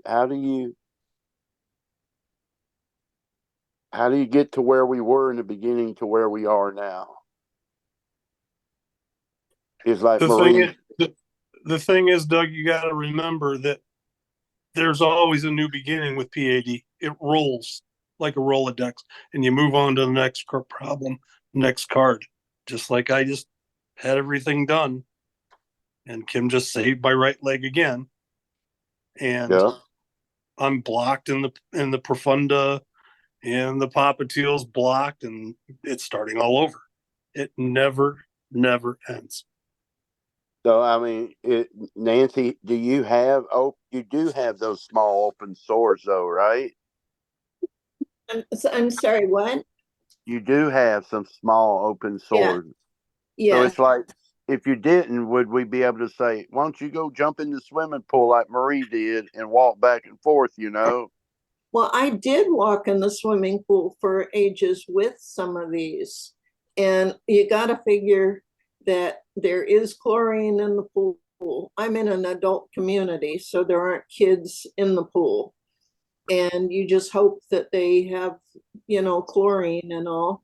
And I'm thinking maybe the chlorine will help heal the open wounds. So, but I put iodine on every day, and Rebecca will tell you this morning I put it on, and man, I was in pain for hours.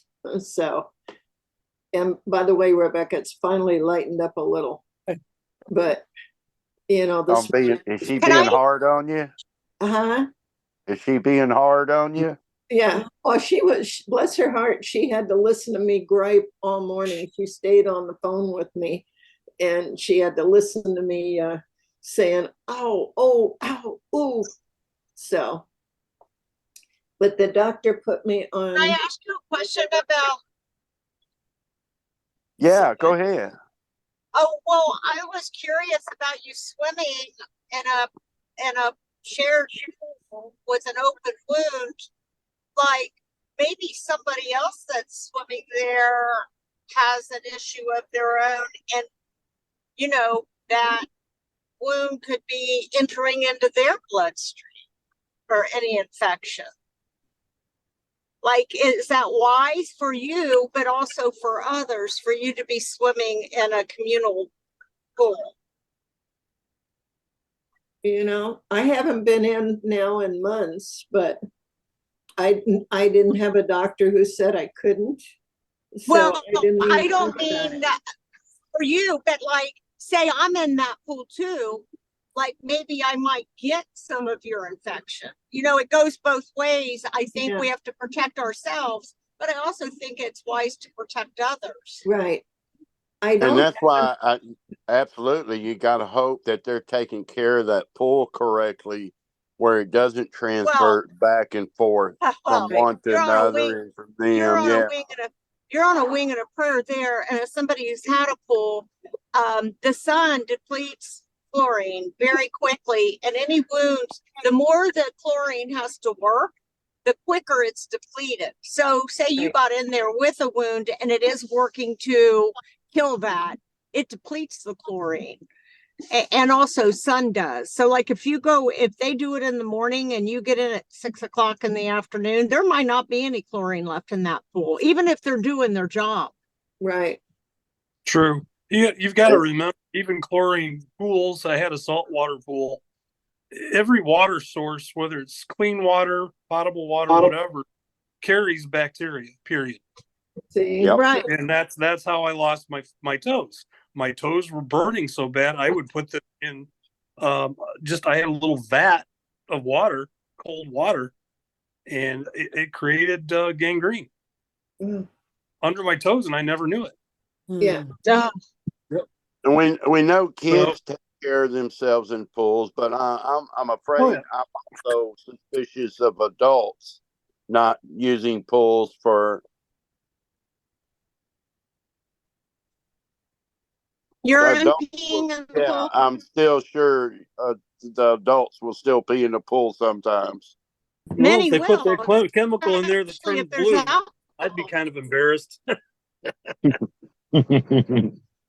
So yeah, And it is, and we have an Olympic pool here, and they talk about that, about the amount of chlorine they put in the pool and how often they have to do that to protect the pool.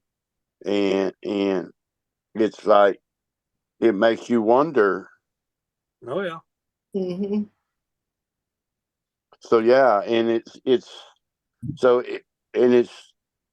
somebody was discussing this morning about walking shoes and high arches, low arches, and if you have a spot on your toe, how tight that shoe is. What about your socks?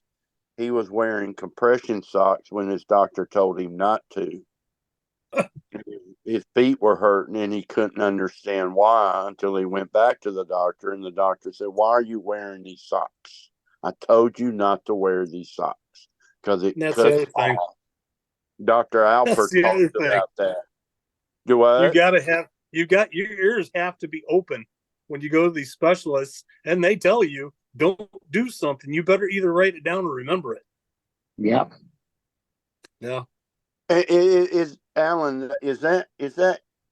So I do. I'm in this. I'm coming up on 5 years of dealing with all this now. So I do listen more now than I did when I first started. It was like with eating, with the smoking, and with walking, and all of that. So I'm more open now than I was in the beginning. Weren't we all that way? Mm-hmm. Yeah. Mm-hmm.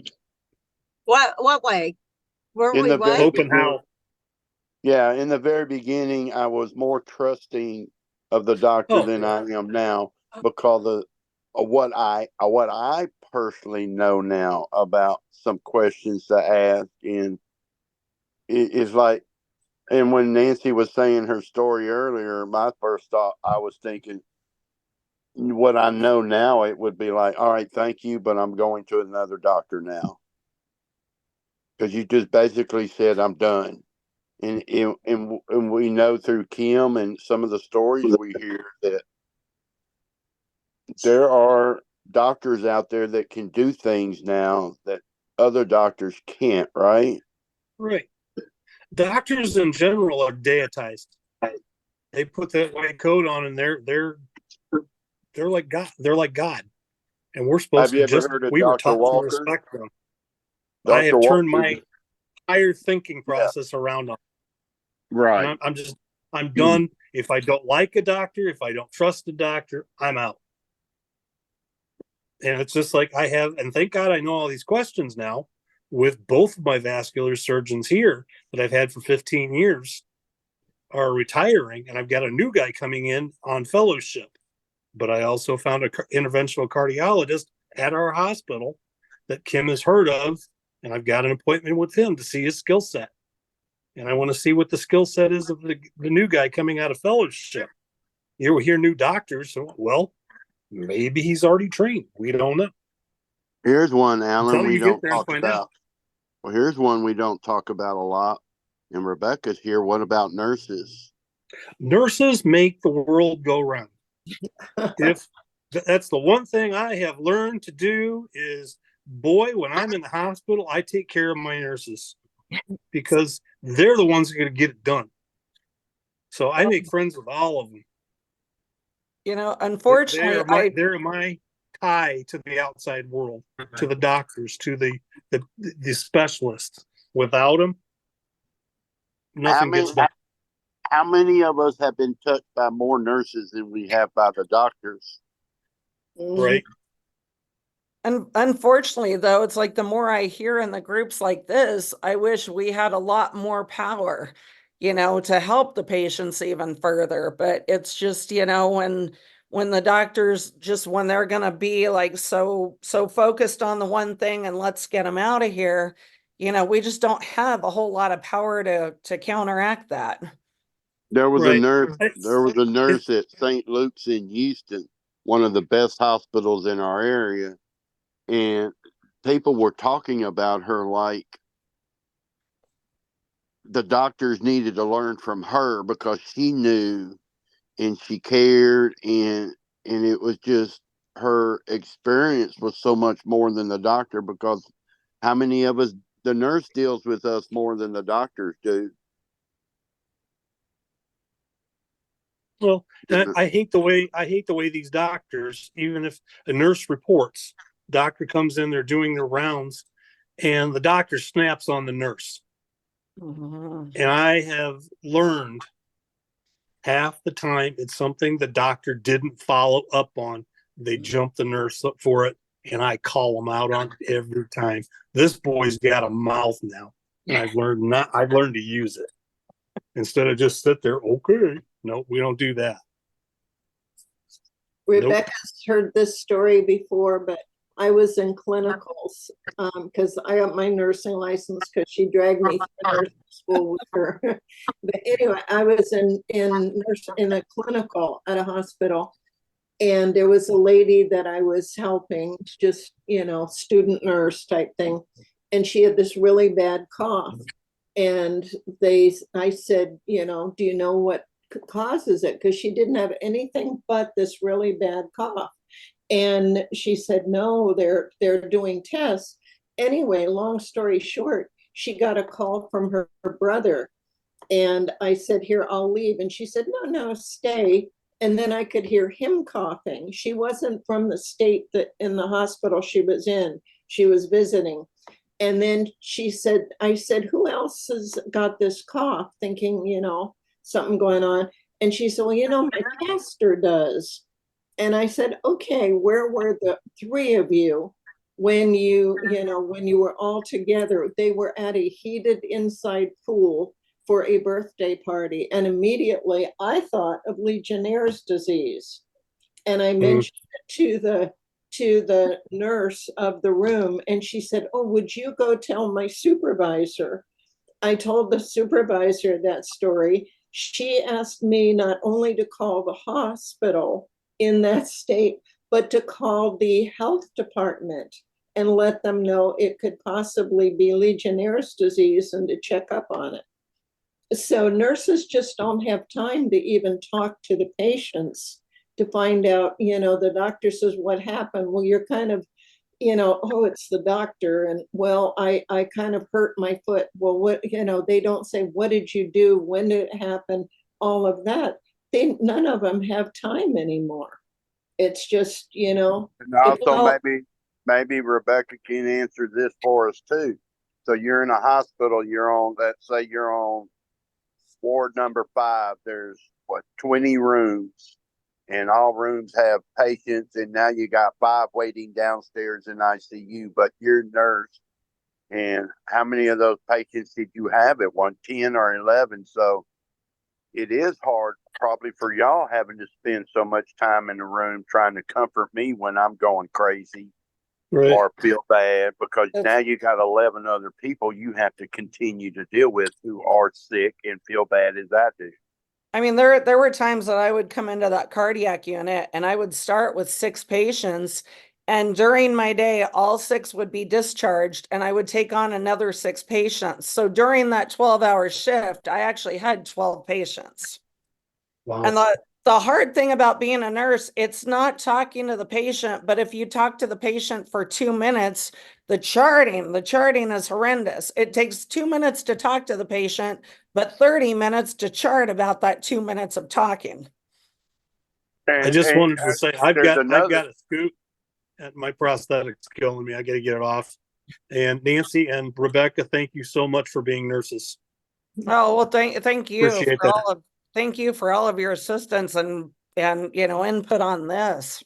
And how hard is it, Rebecca, to deal with people like Alan who are patients sometimes? It can be hard. I'm the best patient in the world. I've had nurses walk down from top floors in the hospital when I was leaving. You forgot to say goodbye. I really, unless a nurse seems just having a bad day, try and cheer them up. But they go through it. I'm sure they do. But I try to make it a joy to come see me, because I will talk about them. What's your day like? So they have they can release some of that stress just through a talk. How many directions are you pulled daily, Rebecca, from the doctor, from the nursing staff, from your boss, from us as clients? So you have to deal with all of us at the same time too, don't you? Well, yeah, and it's just more like I said, like even if we come up with something, it's we're kind of batting against a wall in order to get something initiated with the doctors and the administration there. For example, I worked at another hospital on the medical surgical unit, and we admitted a patient, a young guy there from the emergency room, and he was coughing terribly, and every time he coughed, he's spitting blood everywhere. And we kept asking and asking and asking, did you think about testing for something like maybe TB? And we got nowhere. And he'd been there for 4 days. I came back on day 5, and suddenly we had all the precautionary stuff in front of his door. Yeah, finally they tested him. He was positive for TB. We'd all been in and out of there for the past 4 days. And they're not listening to you because they're the doctors and you're the nurse. Mm-hmm. And that's part of that insanity, isn't it? And you'd think, I mean, it should be standard protocol. That person should have never made it out of the emergency room without being tested for TB. So I guess you have had that experience where you walked or you drove home that day thinking, I wish the doctor would listen to me because it sounds like I may not be the doctor, but I know a little, have an idea what's going on more than the doctor who just comes in, says hello, looks at a chart, goes on about his business. Right. And just, our frustration, especially with that TB patient, our frustration was like, well, great. For the past 4 days, we've all now been exposed. And if you see a doctor anymore, all you see are the NPs, nurse practitioners. So if it's more serious than they can handle, they send you to a doctor, but you have to come back in a week or two, and they just fill you with pills. Here, take this, this, and this, and see how this works. Well, before I got to Baylor, before I had my myectomy, my heart doctor here, I never officially saw him. I saw his nurse practitioner the whole time. Right. So it was Dr. L, but I never actually saw him in person because I never got past her. Yeah. He spent more time on the computer than look. How many times have we been to the doctor and we've never been touched? Mm-hmm. Yeah. He never touched. Take your stethoscope, touch my front, my back. Do That's something. never happened to me, Douglas. What's that? You asked how many times have we been to the doctor and not been touched? And I said never. I mean, I don't understand the question. Or not ever being touched by your doctor. I have been to some of the best, technically some of the best doctors in Houston, and the Kym knows this. The last one was the heart specialist at Baylor, which is a great hospital. But I saw him 3 times. He never once touched me. Never once. He never felt your foot? Nope. Didn't check my heart. Didn't take the stethoscope. The last time I was in his office, he came in. We talked about the new medicine that's out there for cardiomyopathy. And then his phone beeped and he left for 15 minutes, came back, and he said, I'm going to put you on this. We'll see you in 3 months. And that was it. But I mean, is that the standard? The standard that you get? I think that never. I think it goes back and forth. I mean, and I think it really depends on people's experience where they are, and I think that varies so much out there that because answering the hotline and doing what I do with Kym and listening to the stories, you hear both sides of that. So it's not, I don't think it is one set way. I think it does go both ways. It's happened to me. It's happened to me myself. I've seen it happen to my mother where, they stand across the room. They don't even come across and even touch her foot. Oh my gosh. Mhm. I just can't even imagine. Yeah. I hope there's not a second appointment. No, no. But it's just, doctors become complacent, or, I don't know if it's that maybe it's half complacency and half of the time they're so overloaded with patients because of the insurance companies. For doctors to contract with certain insurance companies, like I know Cigna is one of them. For a primary care doctor to contract with Cigna, they have to agree to take on 2,000 Cigna patients a month. And, when they're that strapped and bound and they only have 5 minutes to spend with each patient because the insurance company dictates it, so there are a lot of factors in it. So if I walk in and I don't have open stores, or I walked into his office with just a cane or no wheelchair, well, then you look fine. And I got 18 more people sitting in the lobby that I need to get to today because they don't make the bookings. The nurse up front or the secretary up front makes the bookings. And you have 15 minutes with this one. And I have to admit, I'm sure the doctors, and Becca, you could probably address this a lot too, is that they're being pulled from so many sides also. Even the good doctors that we know talk about, if you're in the hospital, you have that whole administration saying we have to make this amount of money to pay running this hospital and all of that. So it doesn't really come down to that money aspect and how many patients you see. When the doctor wants to spend 30 minutes with this client explaining things. Mm-hmm. Dr. Duwa said that one time. She goes, my paperwork sucks. Yeah. Mm-hmm. She said that. She said, my paperwork sucks. I get in trouble all the time with these people because I want to spend more time with my client than I do the paperwork and putting the right words in the right place. Mm-hmm. My GP here in Surprise works for a major hospital system that's here in Surprise and all over Phoenix area.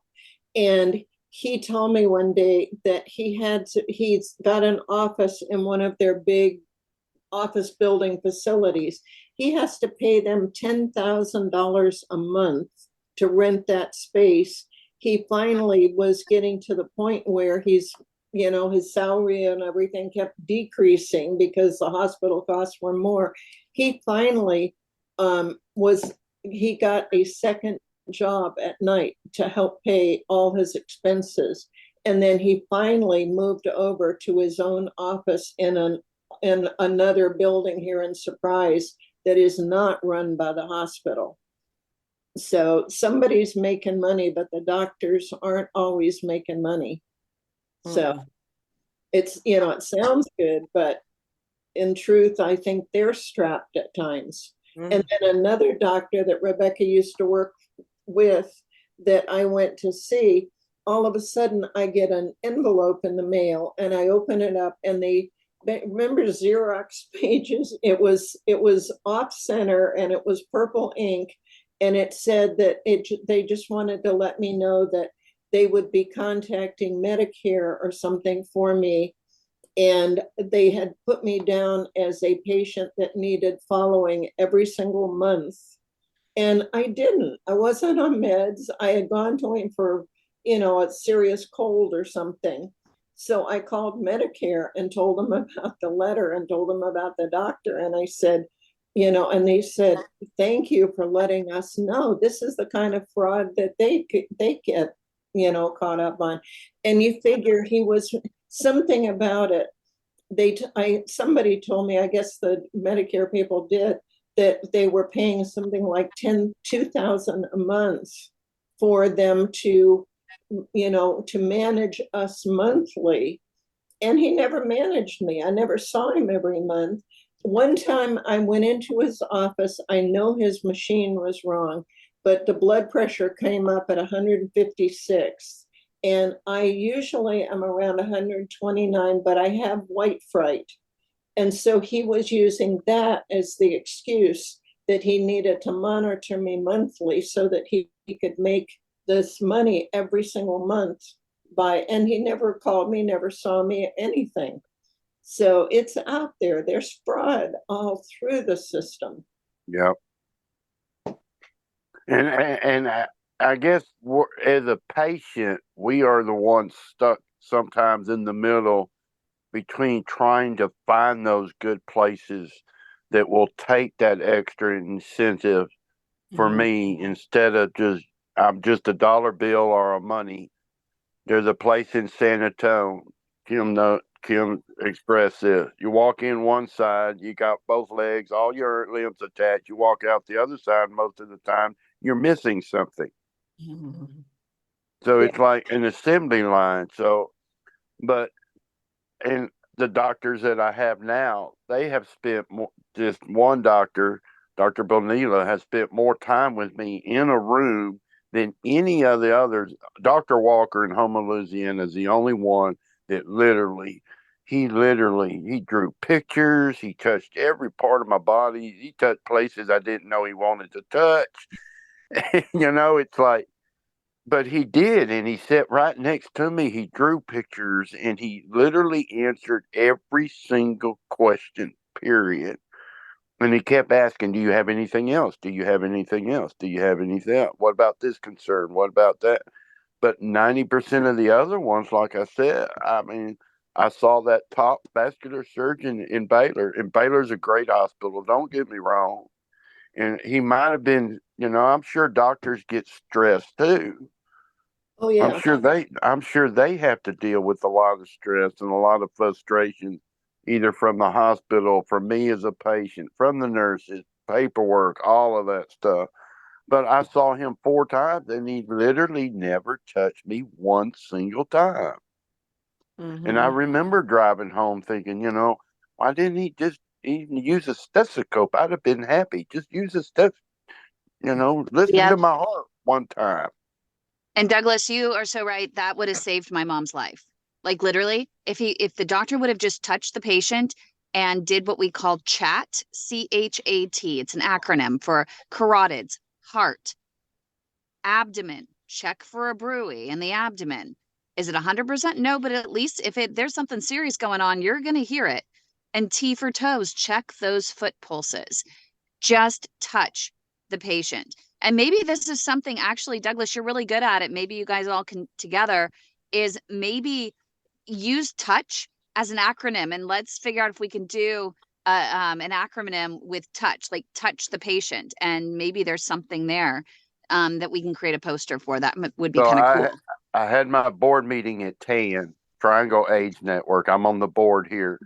We started a new incentive of going out in the community with outreach program, and my CEO was saying, we're going to check this as this. I said, hello. And she goes, uh-oh. And I said, yes, I'm going to bring it up. I said, why don't we talk to our doctors about checking pulses? She said, I don't know what. I said, it's easy. It's 2 fingers and a blood pressure cup. We have that. I'll loan you my 2 fingers. I said, why, when these clients come into our medical bus, why don't we take their shoes off, have them take their socks off, and have our doctors check everybody's feet before they leave? Because it's very important. I said, everyone we're checking for heart disease, 90% of them probably have some type of circulatory stuff going on. I said, that needs to be a big part of what we check. She goes, all right, we'll add that to the list. It's like, yes. Because how many people could we catch if we did that? Even just to say, even if it is to say, you need to find you a vascular surgeon or somebody to have these pulses checked, because I can't feel a pulse on the top of your left foot. Or it's if your blood pressure on your right foot is 20 degrees different than 20 degrees, 20% different than your left foot, there might be an issue going on. We can at least refer them to somebody, but we're also doing our part. And if it's the older generation, we do a lot of older generation with these outreaches. So we need to be able to do that. And it's I think it's preemptive medication, isn't it? Why did it take 2 years for me to see in all these doctors before I was officially diagnosed with PAD? Why? And how many people do we know in the group? It takes forever. Yeah. And Mine started in January of 2020.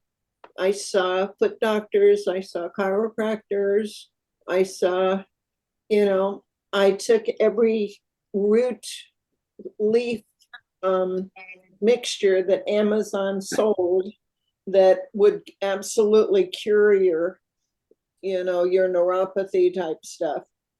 And of course, none of it worked. I couldn't get answers until I met Kym. So how many doctors did you see in the beginning before your feet were actually checked? Do you remember? I get pneumonia a couple of times a year, and I always saw a doctor for pneumonia. And and they're not perfect. The doctor that I trusted, I walked into the door, urgent care, walked into the door one day, through the door, and he said, you have severe crackles. I can hear them. And he checked with a stethoscope, and he had treated me before for pneumonia.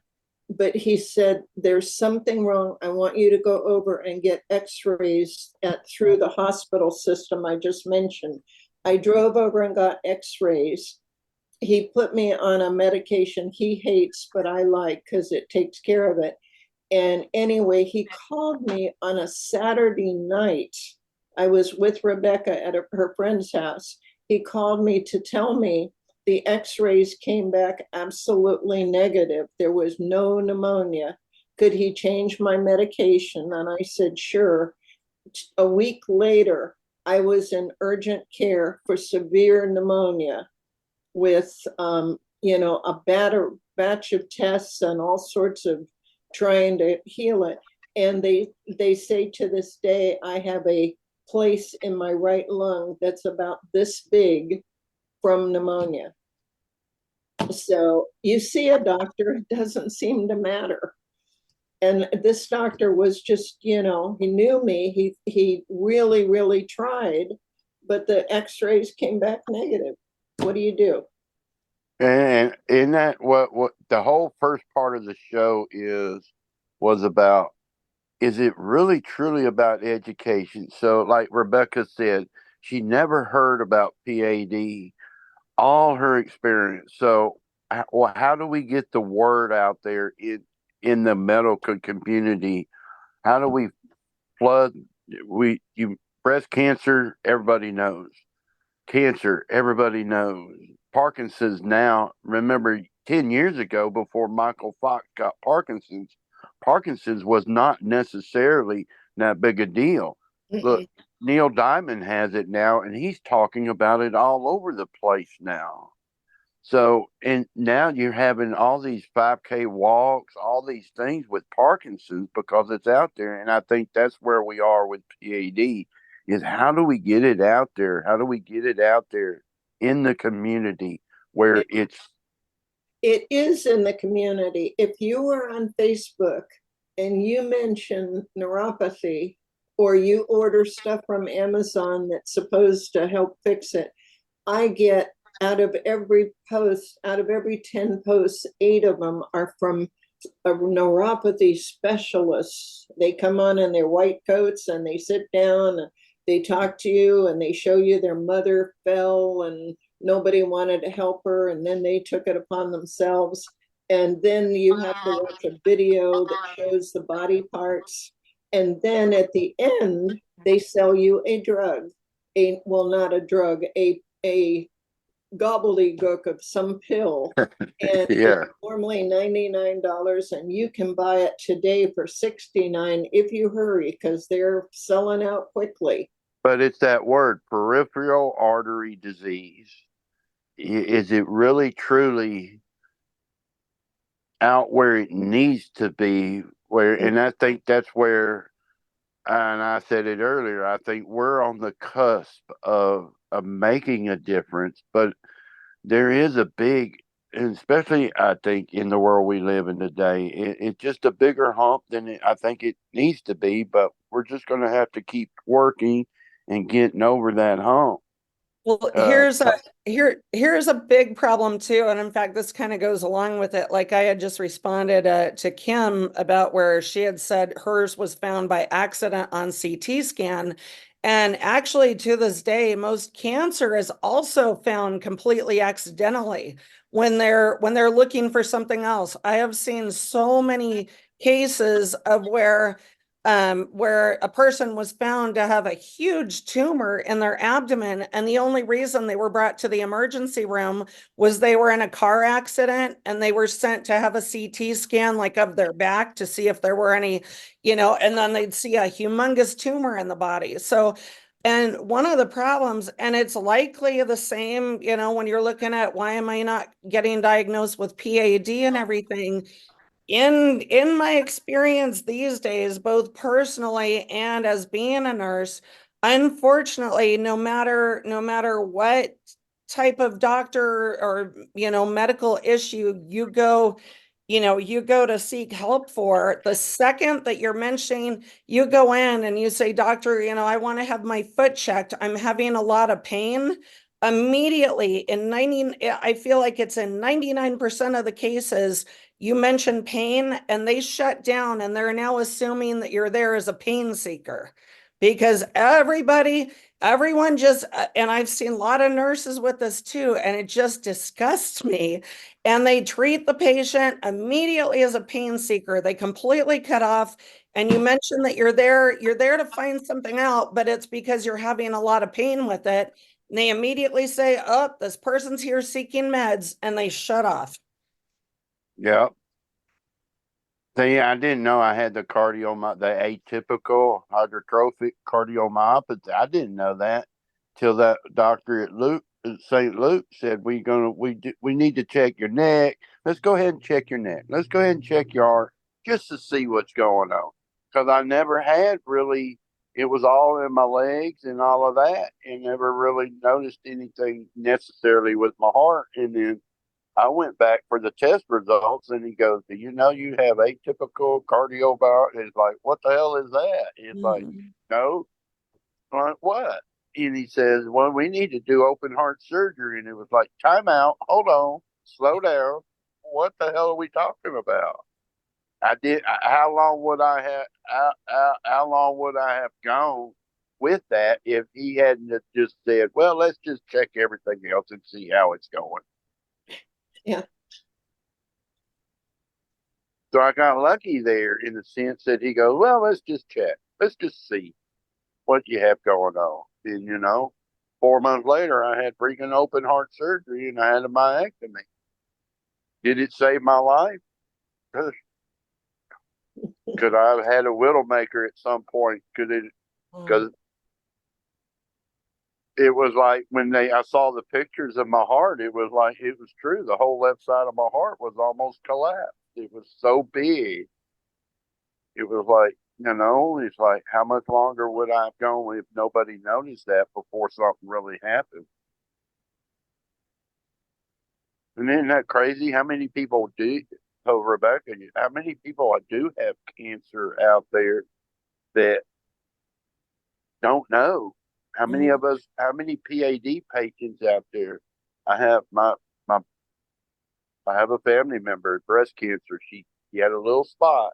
She said, I never really thought about it until it got, then she said at some point, my nurse, she said, the doctor said, let's just look.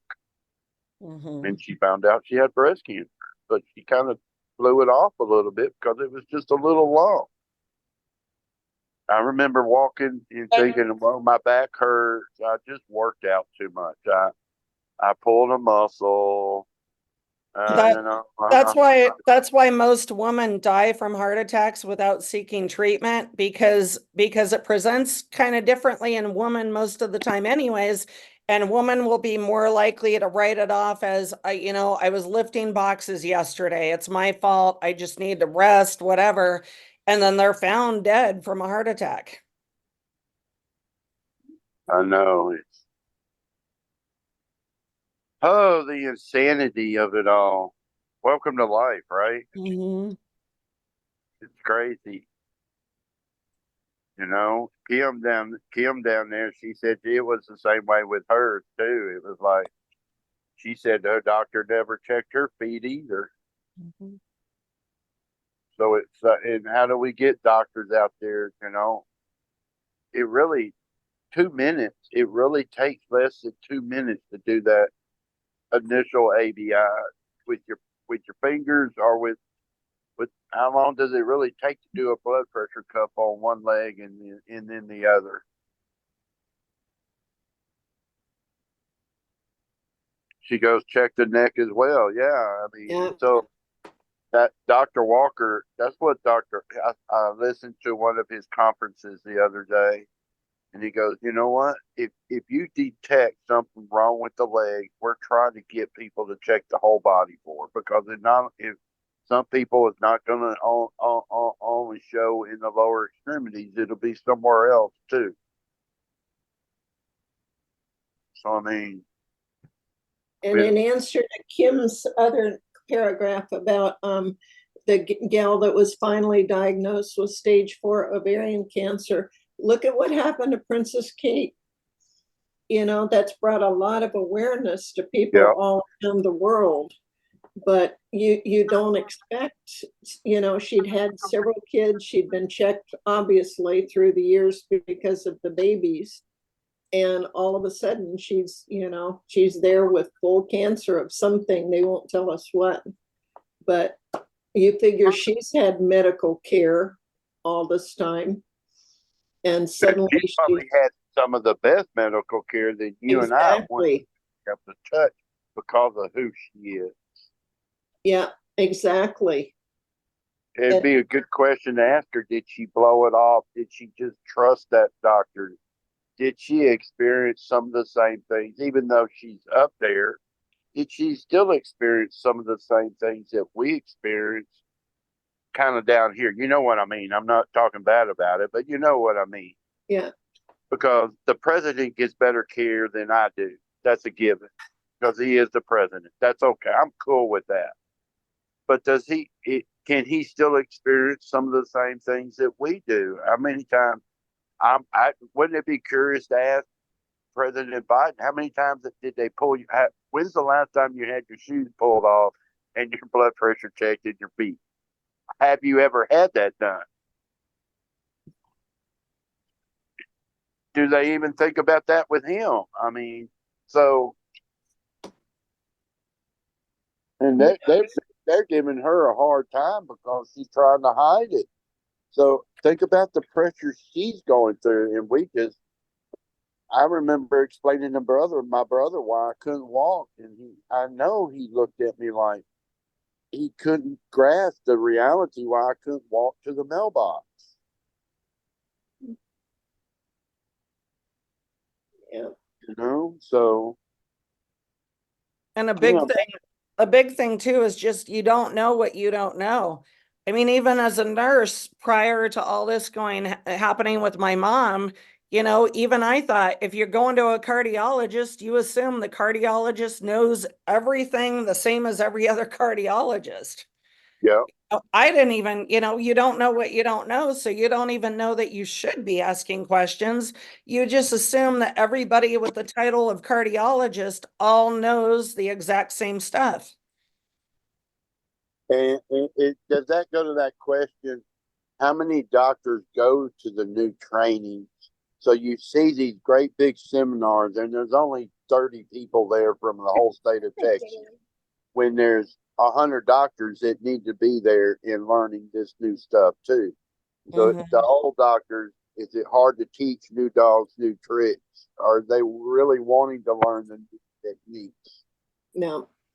I used to say that I always wanted to go to an older doctor rather than a new one fresh out of medical school, because they would have seen everything through the years of practice.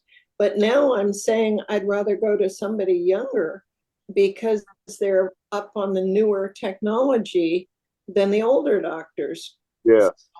And yet the doctors get visits by pain pill pushers or by pill pushers constantly because they're given samples. And, you know, and the pill is discussed with them. Oh, they know him by name, you know, hey, Sam, what have you got for me today? Well, I've got this new pill that just came out that will cure thyroid problems. Oh, okay, here, I'll give you some samples. And so they know there's a new drug out there, and they may look at it quickly to see who they can give it to. But, you know, it's not doing us any good. They're not learning other ways to treat the thyroid rather than just pushing pills. Yeah. Rebecca, have you heard of Camzyos? Have what? Have you heard about the new drug Camzyos for heart? No, but I haven't really, you know, I'm not practicing nursing right now, thank goodness. So I haven't really kept up on all of them. But it's a new pill out and that is addressing cardiomyopathy, and everybody's trying to get on it now, but you have to fit a certain criteria to be able to take it. But everybody wants it now. Come here, Bailey. Turn around. Okay. Well, one of the things, well, I was just going to say something and I forgot it. Everybody thinks that neuropathy is, or even PAD, I think to some degree, is part of being diabetic. I've never been diabetic. I'm not diabetic now, but that's the first question I get asked. And when they say no, they go, oh, she's going to be kind of difficult to work with. If she were, you know, diabetic, then we can just blame it on that and just feed her more medicine. But you know, I've gotten that a lot through my ages. When I sit down with a doctor, the first thing they look at what the nurse has written about me, you know, and they say, oh, you're not diabetic. Are you an ex-smoker? Nope.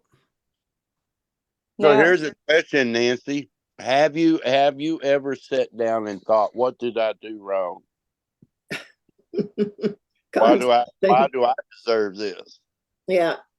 What did I do wrong? And in some ways, I think that that's even further delayed her care was they would say, are you diabetic? And if she said no, then they would assume it wasn't certain things. They, you know, I feel like almost if she was diabetic, then they may have looked for other things, but, you know, but they said, oh, well, you don't have any of the risk factors for it. So, you know, so they didn't look further into it. And to be fair to all the people that I've seen through all the medical people, every single year I had where they would come in, and some brought them in, you know, on purpose. Some offices brought them in where they would come in with that machine. They put gluey stuff on your legs, and then they rub the laser thing up and down the legs to listen for. And every single year it was fine until the third year, 2 years ago. And all of a sudden the right leg was bad. But then I still didn't get any treatment until Rebecca got hold of Kym. I didn't get to see the doctors I should have seen way back when. So, and is that it's same thing with, so if I walk in and say I'm a smoker, does that automatically put me in a category where I'm an ex-smoker? Or you know, I unfortunately I still kind of smoke. When I first got 4 years ago, first saw my primary, said, Doug, you got to quit. All right. But so did I get put in a different category because I was a smoker? Absolutely. Yeah, because in her case, not a smoker, not a drinker, no high cholesterol, nothing like that. So I think they were more likely to just say to her, well, you're just getting older, you're having aches and pains. I'm Have a good day. 77, so that's Yeah, been because they didn't see any of the major risk factors. Forget that just aging itself is a risk factor for PAD.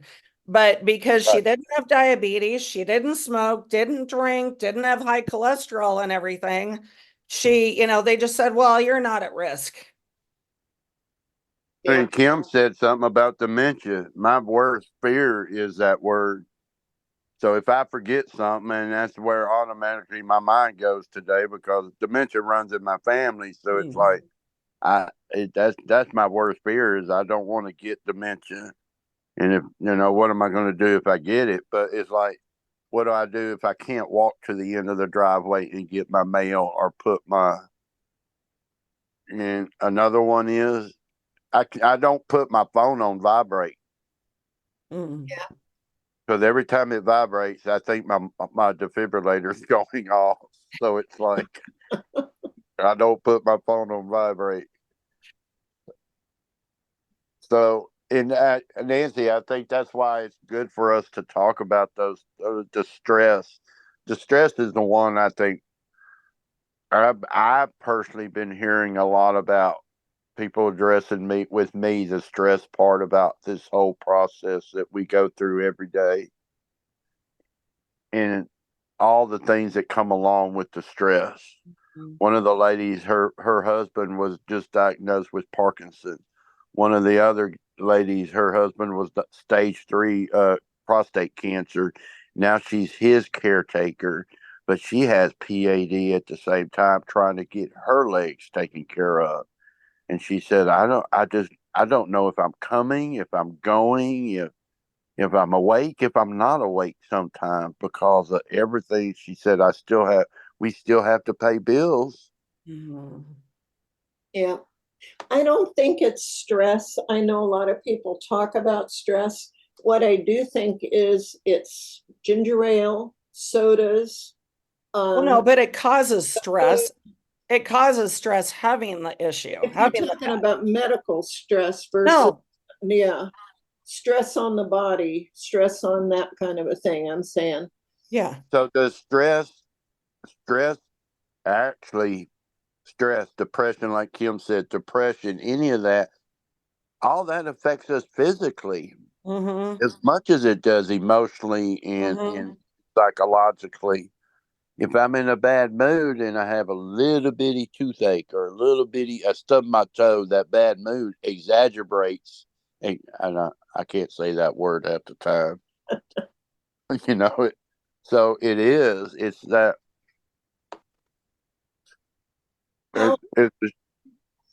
Yeah, but how about here in Arizona, they just found another city that has lead in the water.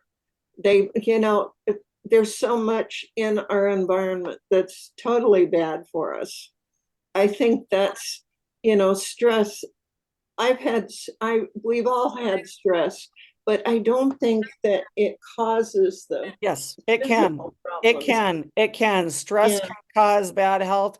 And then when you have the bad health, it stresses you even more. It stresses you more, That's why like your serial murderers and bank robbers and all that are never caught, people who have done horrific stuff, they'll live to be 120 and they never have any medical issues because they have no conscience. They're not stressed out right over onto anything. Miller Creek Road. What's that, Turn Kym? right onto Miller Creek Road. Yeah, it's me. Sorry. Sorry, Take I'm a on right, the road. Take a right Take a on right Miller turn. Creek Road. Yeah, I was trying to figure out how I can still be participate, but I guess if I have my GPS going, mile, turn left onto the US 101 North ramp. I don't know. Santa Rosa, I can't keep it off mute. So no, you're fine. But yeah, Nancy, stress stress does affect you physically. It can affect you emotionally.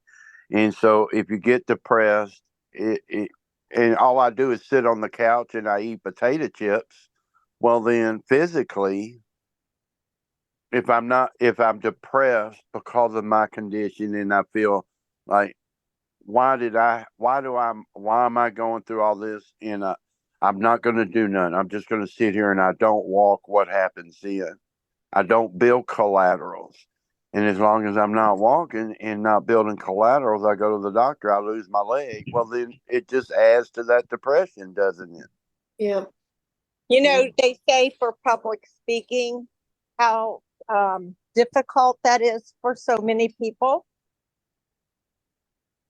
Public speaking? Yes.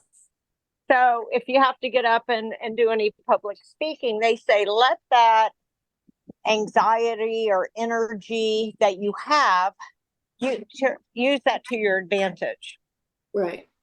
And I think, and of course I have stress like anybody else, but as far as my PAD stress, I try to use it to my advantage. When I'm getting worried or upset about it, I go for a walk. Even when my leg was hurting, it might be a small walk, but I would use that negative energy. Instead of grabbing the potato chips, I would use it and, or go chop some vegetables. You know what I mean?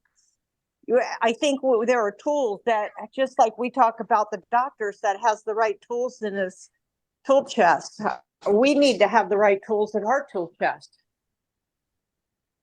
And absolutely.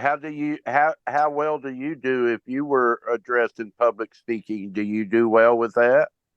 Well, I mean, I get nervous like anybody else, but I've done a lot of public speaking. I just try to pretend I focus on one face in the crowd. I mean, I really wasn't talking about public speaking, but I use that as an analogy, and it's the same. Can you imagine what Kym goes through? So she's on national TV, ABC, with 10 million people watching. I hope I don't say the wrong thing. I hope shit doesn't come out when it's not supposed to.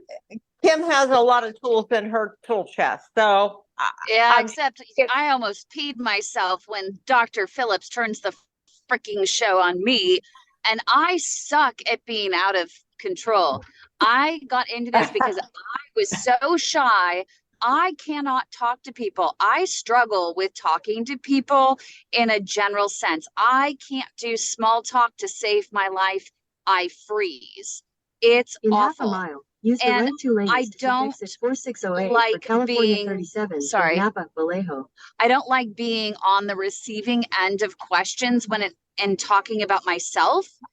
And I have to remember, and Douglas always reminds me, Kym, it's not about you, it's about everyone else you're helping. So don't think about use it. The but right two lanes I to get exit 4608. Very self-conscious when it comes to speaking about even stuff I'm doing to help others, because continue it's for 8 miles. Me talking about it. I would rather talk about other people, and I would rather talk and ask questions of other people and find out about them. I'm good at doing that. I like doing that. But Kym, you get up and address conferences and all over the place. It's just you go in prepared. I go in prepared. I think we, as patients, have to not only prepare ourselves for doctor visits and, for all the other things, but we have to prepare ourselves for the time when we feel low, for the time when we feel pain. Not Correct. that, it's a do-all, be-all, it's just going to make it go away. Because, if it was that easy, we wouldn't be here. But I think we need to have some tools in our toolboxes to help ourselves also. And that's why we bring that up, though, I put that video out there about there was a lot of people posting about being bored. And I spent $22 at Walmart and bought 8 different things. And I made a little video about drawing, putting puzzles together with your kids. About I bought a cheap birdhouse, and that's what I did with my mom with Alzheimer's. We painted dollar birdhouses. So how can you claim if you're bored when there's so much out there you could do?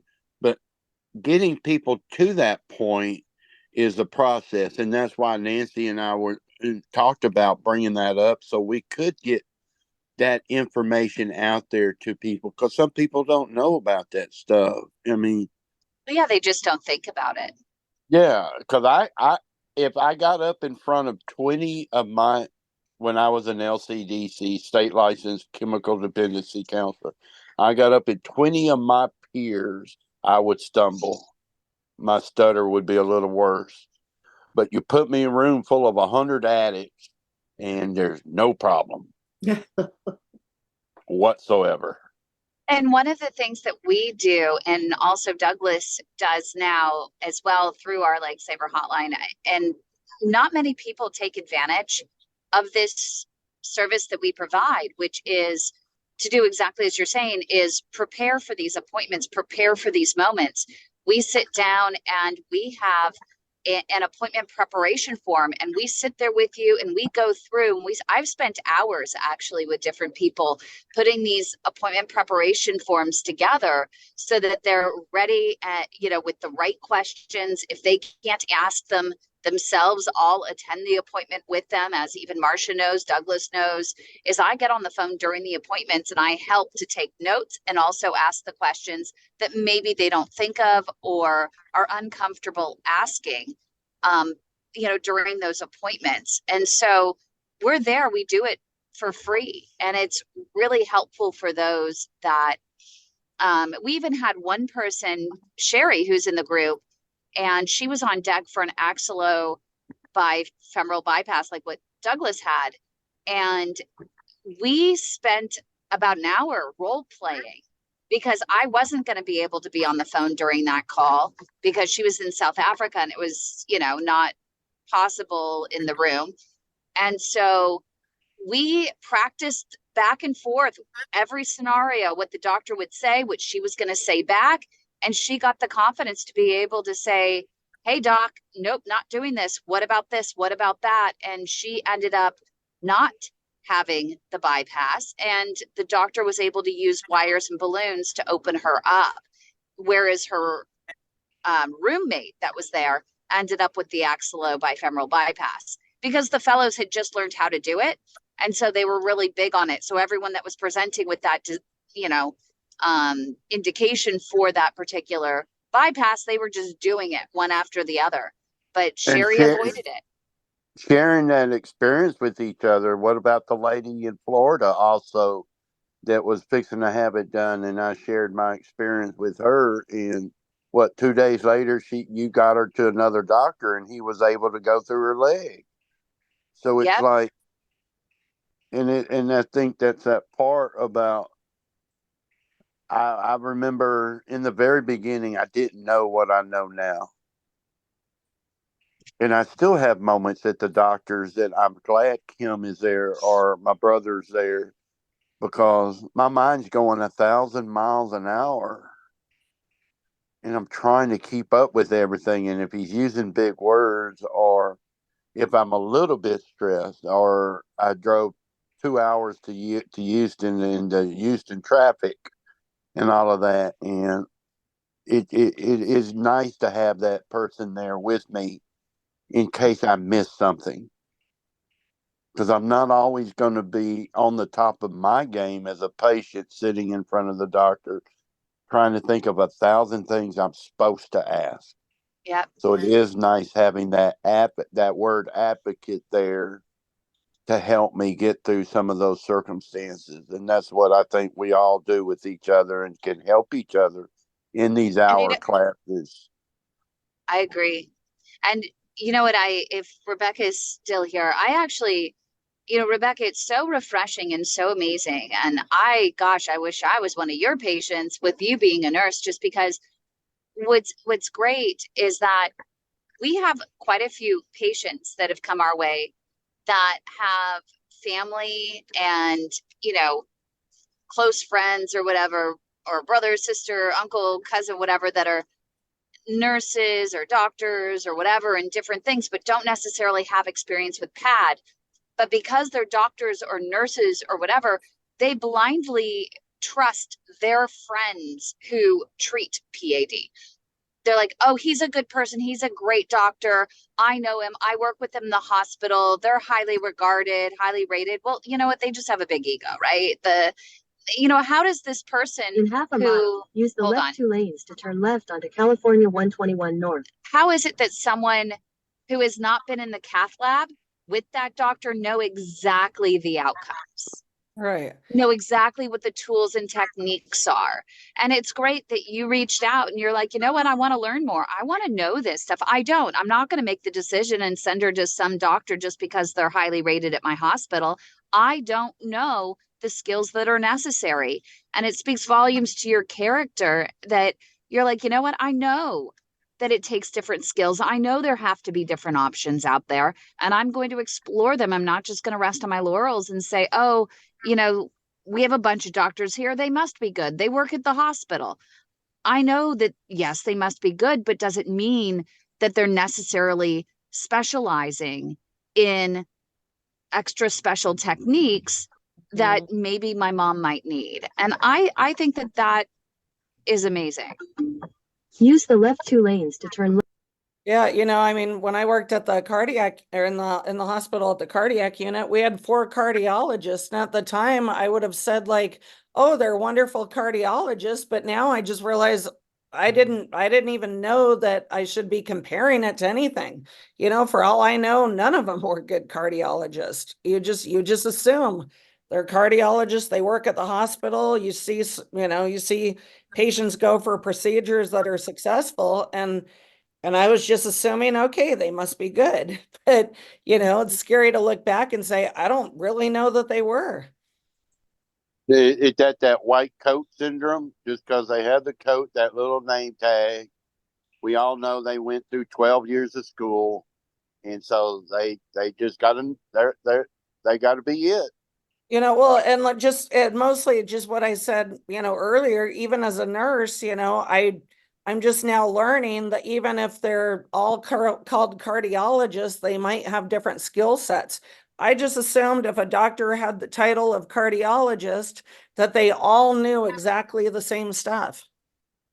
That's when you said that, I think about Dr. Walker. He rolled across the room. He was on that little stool, put his hand on my leg, and he said, Mr. Salisbury, if you had seen me 2 years ago, you would not have had all these surgeries because of what we know now that we could have done in the very beginning, where you wouldn't have had the aorta bifemoral bypass. Now you have the axial bifemoral bypass that's causing all these issues. You wouldn't have had we could have done things. They never went through your foot. No, I never heard about that.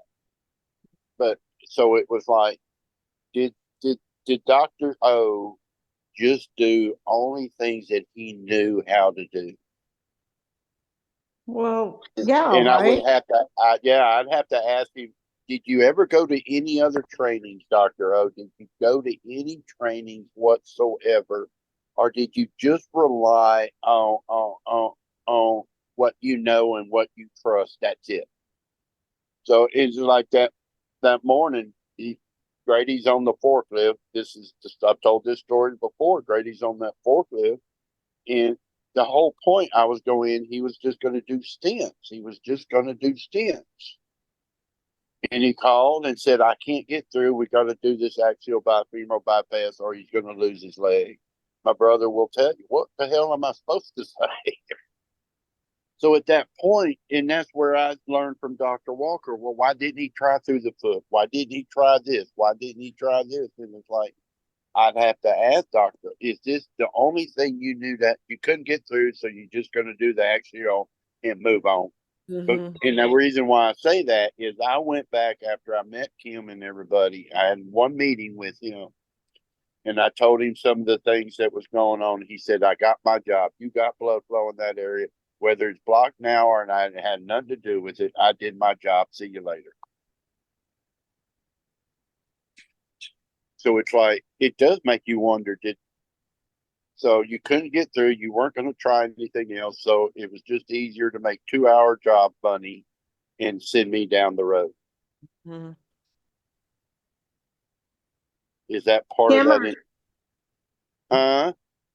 No, I thought you were done, Douglas, sorry. Go I'm ahead. here. Oh, I was gonna ask a question, but it's not related to that. Go ahead. I wanted to ask, and maybe are you a nurse, Rebecca? Mm-hmm. Not Yeah. currently practicing, but I have in the past. Oh, well, that's all right. I was curious. So, we celebrated Easter today, and I ate things that I normally don't eat. I do pretty good on my diet, but not today. Anyway, so I had some dessert and had, some, I don't know, sugary stuff. And I just was trying to exercise, and I noticed it's extra painful right now. Can sugar act that quick or cause that reaction? You have sugar and it makes your leg hurt more? Yeah, I mean, it could, sugar can definitely, that's why we talk about sugar highs all the time. Sugar can affect your body instantly. Wow. It can make my leg hurt that quickly? I don't know if there's any specific things, but yeah, sugar can affect your body within seconds of, and just like anything, I would never tell a patient to never eat sugar, just do it in moderation, or, you just have to notice if it affects, some people, if they eat a little bit of sugar at night, they can't sleep for 2 days. It affects everybody differently, but it can affect you within seconds. And it's just Does it cause leg pain though? I guess I'm asking about that specifically. Well, of course, I'm wondering, Marcia, just in terms of, and Rebecca, jump in. What I've seen is I'm curious if you drank less water when you're eating that stuff. A lot of people don't think of drinking more water. So some of it's the food, but then on top of it, because you're eating more food, that then you're not keeping up with your intake of water to flush things through. It's complicating. It's I complicating factors. Yeah, I wasn't. I was so excited about eating all that bad food. I was just shoveling it today. But when I came home, in there also that part. So if I eat good for 6 months, and she eats very good. But she does. So if I eat that good 6 months, and then one day, isn't there like a shot thing to your system also where? So I haven't had sugar or Dr. Pepper in 6 months, and I have a Dr. Pepper in there. Also, I've heard there's a shot to the system if you've been eating well, and all of a sudden you don't eat bad, like your stomach gets upset or.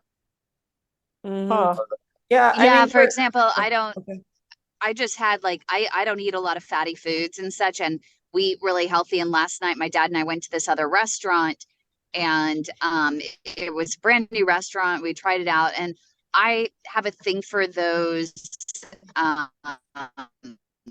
If they have corn tortillas with short ribs in it, and then they fry it, and then you dip it in the consomme sauce or whatever. Yeah. Oh my God. Yes, that's what it was. And I'm going to tell you, it tasted so good. It was absolutely delicious. But afterwards, it just sat in my stomach, and it never did before. I used to eat them all the time when I was in college. And now, because I don't eat that stuff, I don't eat all the fried foods. And it sat in my stomach. I swear. I was like, oh. Yeah, it's but I enjoyed every bite. Yeah, it's the same thing with me. For me with caffeine, like for years and years, I could drink like 6 to 12 Diet Pepsis a day and be just fine. And then eventually, for whatever reason, I just kind of started falling off of drinking it, and I just stopped drinking it. And once I went without caffeine for a while, even if I bought like one of those even little mini cans of Diet Pepsi and drank it, I would be jittery for 2 days. And it never used to do that for me. But once I stopped drinking it, I can't tolerate it anymore. Wow. So can sugar get in the bloodstream, like to the leg that quickly? Mm-hmm. It can get everywhere. I can see how like those Barilla tacos could do that, because as soon as it hits your stomach, it's like, oh yeah. But I didn't know sugar could do that. Mm-hmm. So do you But I think you still work wonder if out it's the more than you sugar or if think, it's lack of or water. And the lack of water Right. could be a definite complicating factor, because that's the same thing with salt. When people eat really salty food, but they're That not too. drinking water. Right.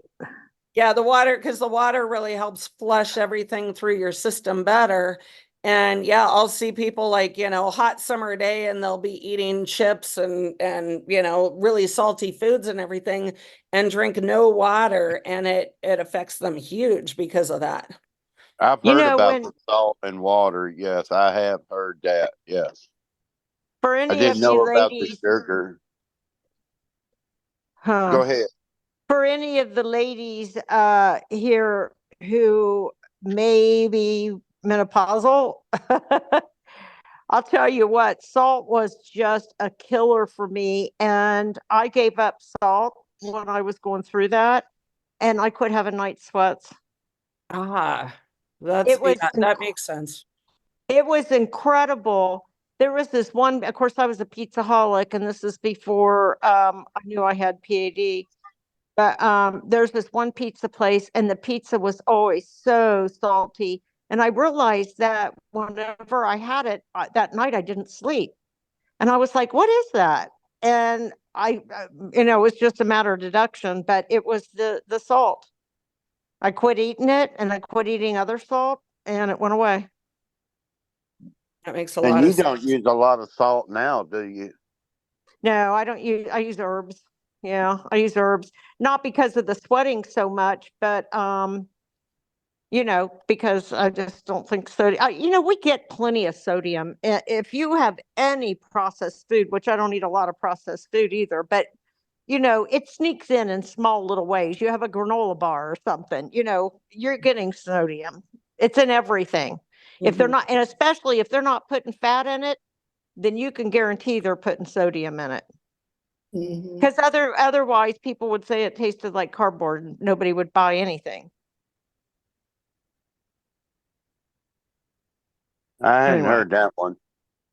Oh yeah, it's either fat or sodium. I mean, you're not going to find anything that comes in a box that doesn't either isn't high fat or isn't high sodium, generally speaking. Salt for me, salt. I don't. There's not a salt in this trailer anymore. So, and I noticed since I've been not using it that my food does taste different than all the way around. Everything I eat now, I used to put salt on everything. I put a little bit of salt and pepper on literally everything that went into my stomach. Maybe Well, not, I use but a ton of pepper. Douglas pepper's not bad for you, and garlic and herbs. Yum. And once you quit smoking too, you can actually taste food again. I think that's another thing is with smokers, they can't taste the food, so they're using a ton of salt. And I hated when people say I can smell it a mile away, and until I quit, I noticed the other day I was sitting somewhere and somebody walked by, and I said they've been smoking. And I used to think I couldn't tell that, but I could. I mean, they walked by and it was like they smelled like a Marlboro 100. Yeah. I grew up in an old part of Virginia, and we had salt cellars at our table and at our plates, each one of us at the table in my family, and we would cut a piece of meat and then dip it in the salt. And oh wow. When I was on a farm, so we used to use salt crystals to keep weeds down or something, and I would pack a bunch of them in my I couldn't wear pants back then, you had to wear dresses, but anyway, I'd pack them into my school thing and take them with me and suck on them all day.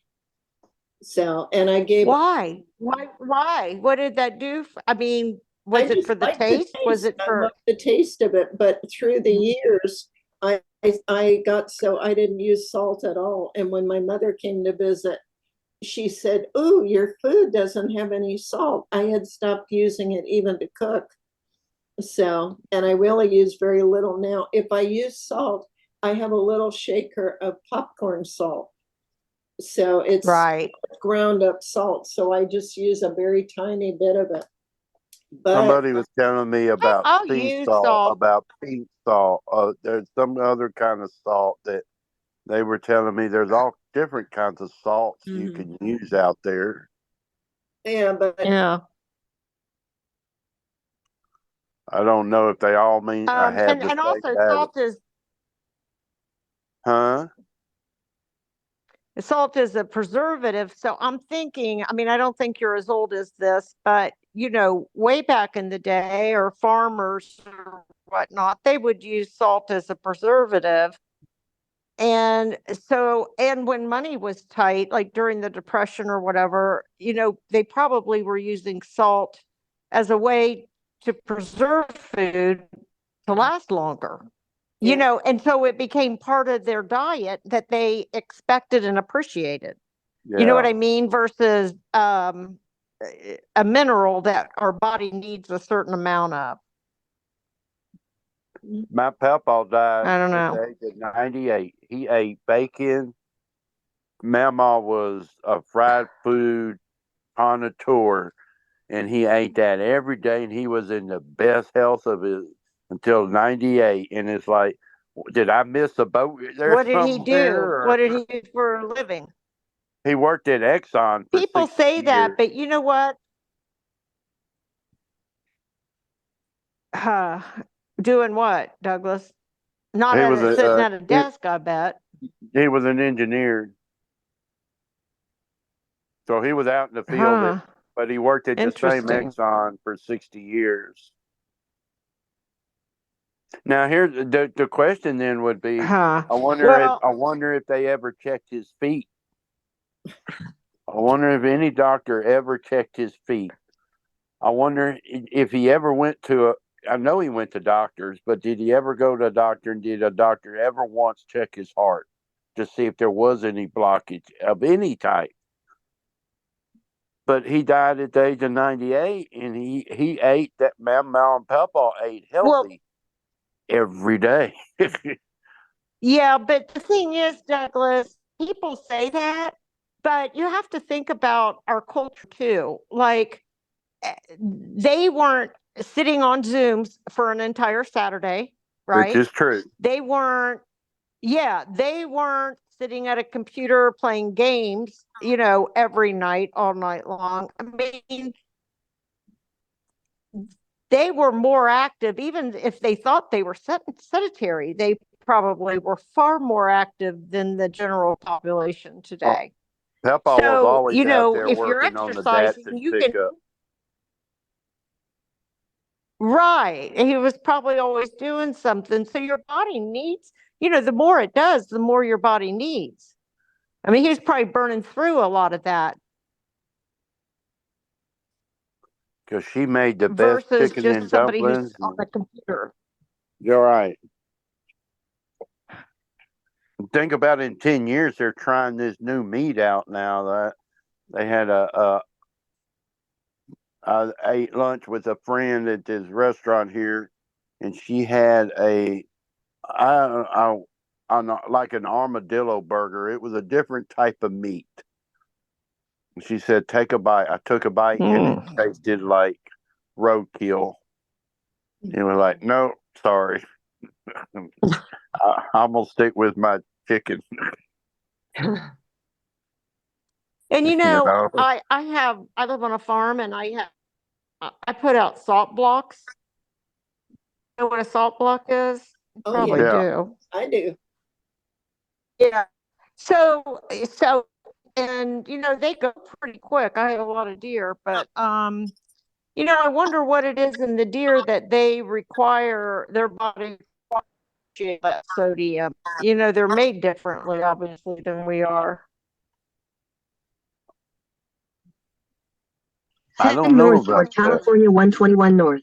One thing I wanted to add right just on the California salt. 121 Just north. give me a second till my Continue on GPS California turns here. north for 9 miles. Sorry. One of the things with the salt, my dad has a functional medicine practitioner and also a dietitian with a PhD. And so he this is a dangerous intersection here. And they actually both have him on Celtic salt. They told him that when they tell you that sodium causes high blood pressure and that kind of thing, they claim that's a different type of sodium, and it is way too much because it's processed foods. But what you want is the Celtic salt, because our bodies actually need salt, and too many people are either eating too much through processed foods and not the right salt, and then they cut completely out, and then they have a problem like my dad where his sodium is low, and so he has to replace it with Celtic salt. So they have him, and they both agreed that he needs to take a pinch of Celtic salt a day, just plain. That's with a K? With a C, Celtic. Okay. Celtic. I've never heard of it. I hadn't either. And you can get it, you can grind it yourself, which is great. But my dad was able to raise his sodium back to normal levels, and he's not overdoing it at all. And it's worked. So a little surprising. There's a book that I know, Marcia, you would love to read it. It's called The Salt Fix, and it's how our lack of salt actually has led to part of this diabetes epidemic. So we're replacing the salt with sugars.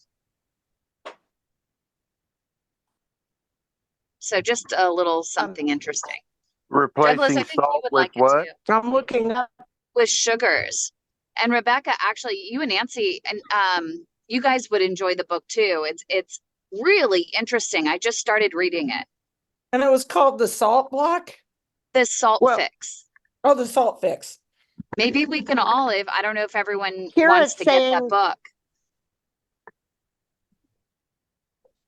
Here it's But we saying could all that read it. the Celtic salt is from the Celtic Sea off the coast of Okay. France.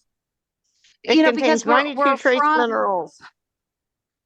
Yeah, they said there are so many minerals in it, and they say that we actually, since we came from the waters, kind of like the oceans, that we require a certain amount of salt, and we're not getting that right pure salt that we would be getting. I was So I thought that was I use Muldoon. Is it Muldoon? What's the name of that salt? It's I think it's called Muldoon. Do you guys know? Have you heard of that? no. Because I don't know that much about salt, but like, if you just buy the salt and, the regular salt, it's iodized, and I don't know what all that does, but it's not supposed to be good for you. I was using sea I'll look for salt this because book. somebody told me sea salt was the best for you. And then somebody told me pink salt. And then there was another salt they told me, but I can't remember. And I just didn't buy. I was at the store one here a while back, and I haven't bought Himalayan salt. That's it. Yes. Thank you, Kym. It was Himalayan salt. I haven't bought salt, and I just don't use salt anymore. And it has made the food taste different, but I just tried to stop using it altogether. So, I mean,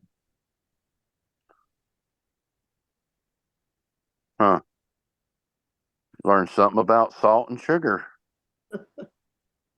Yeah, it's interesting. I use the Himalayan salt. I heard that was good too.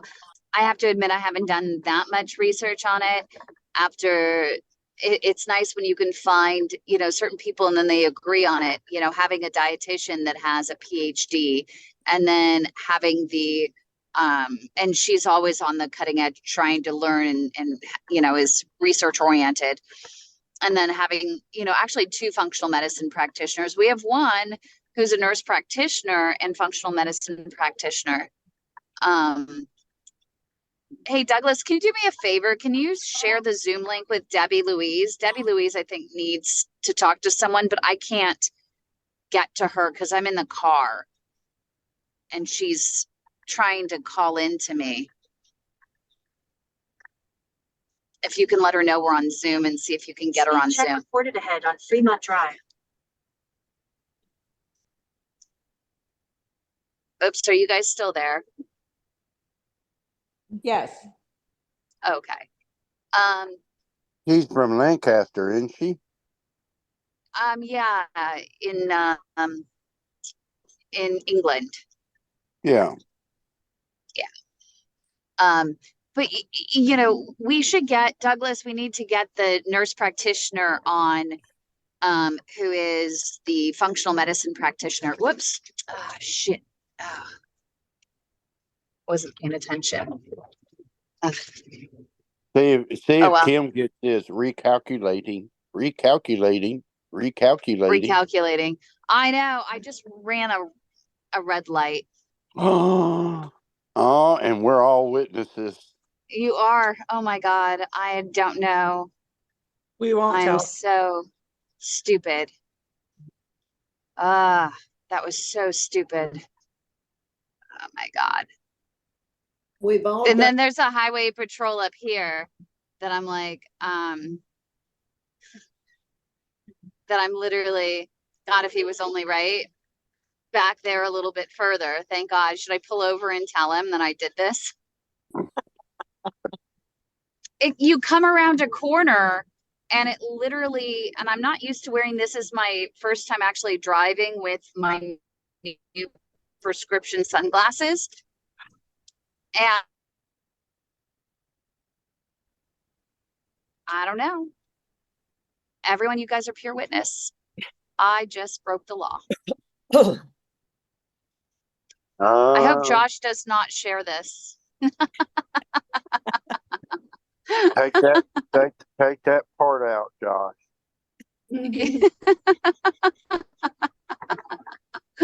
Live on Zoom. Thank goodness I knew there was a reason why we didn't broadcast on YouTube today. Holy cow, that just was stupid. Boy. Anyway, back to SALT. Douglas, remind me, we'll get the nurse practitioner on, so she can answer some of these other questions. Because that is a good topic for us to. Yeah, that would be awesome. I think SALT. And maybe we could get the author of that book. I wonder if the author of the book, I don't know when it was written.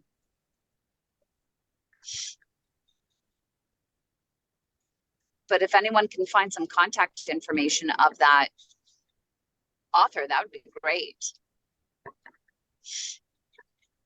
That would. Because that is something that I wonder how many people in the group use too much salt. Because I know I used to at one time for sure. But now. A great conversation is about alternatives, right? Douglas, you found alternatives, and Marsh even helped with some of it. Well, it's like I don't eat white bread anymore. I don't eat bread. I have those flour tortillas that are healthy, but I haven't bought white bread or wheat bread or any bread lately.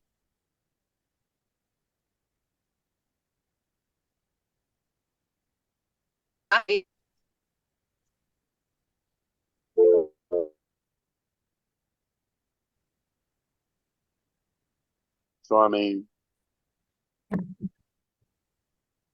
I had to admit, I did have some macaroni and cheese the other day, and I didn't eat the whole box. Well, see, that's even a start. If you used to eat the whole box, and now you didn't eat the whole box. So I mean, you know what I found is really great, other than salt, is red chili flakes, and it adds, it makes it a little bit spicy, but it doesn't. I'm sensitive to spice, so I can't handle a lot of spice. But it really, when I don't use that much salt in I get natural bone broth, so it's not salted. When I make soups, one of them was kind of bland. And the first thing you want to do is add salt, but instead I decided to add some chili flakes. And when I reheated it in the microwave, oh my God, it made a huge difference. It made it so delicious and flavorful.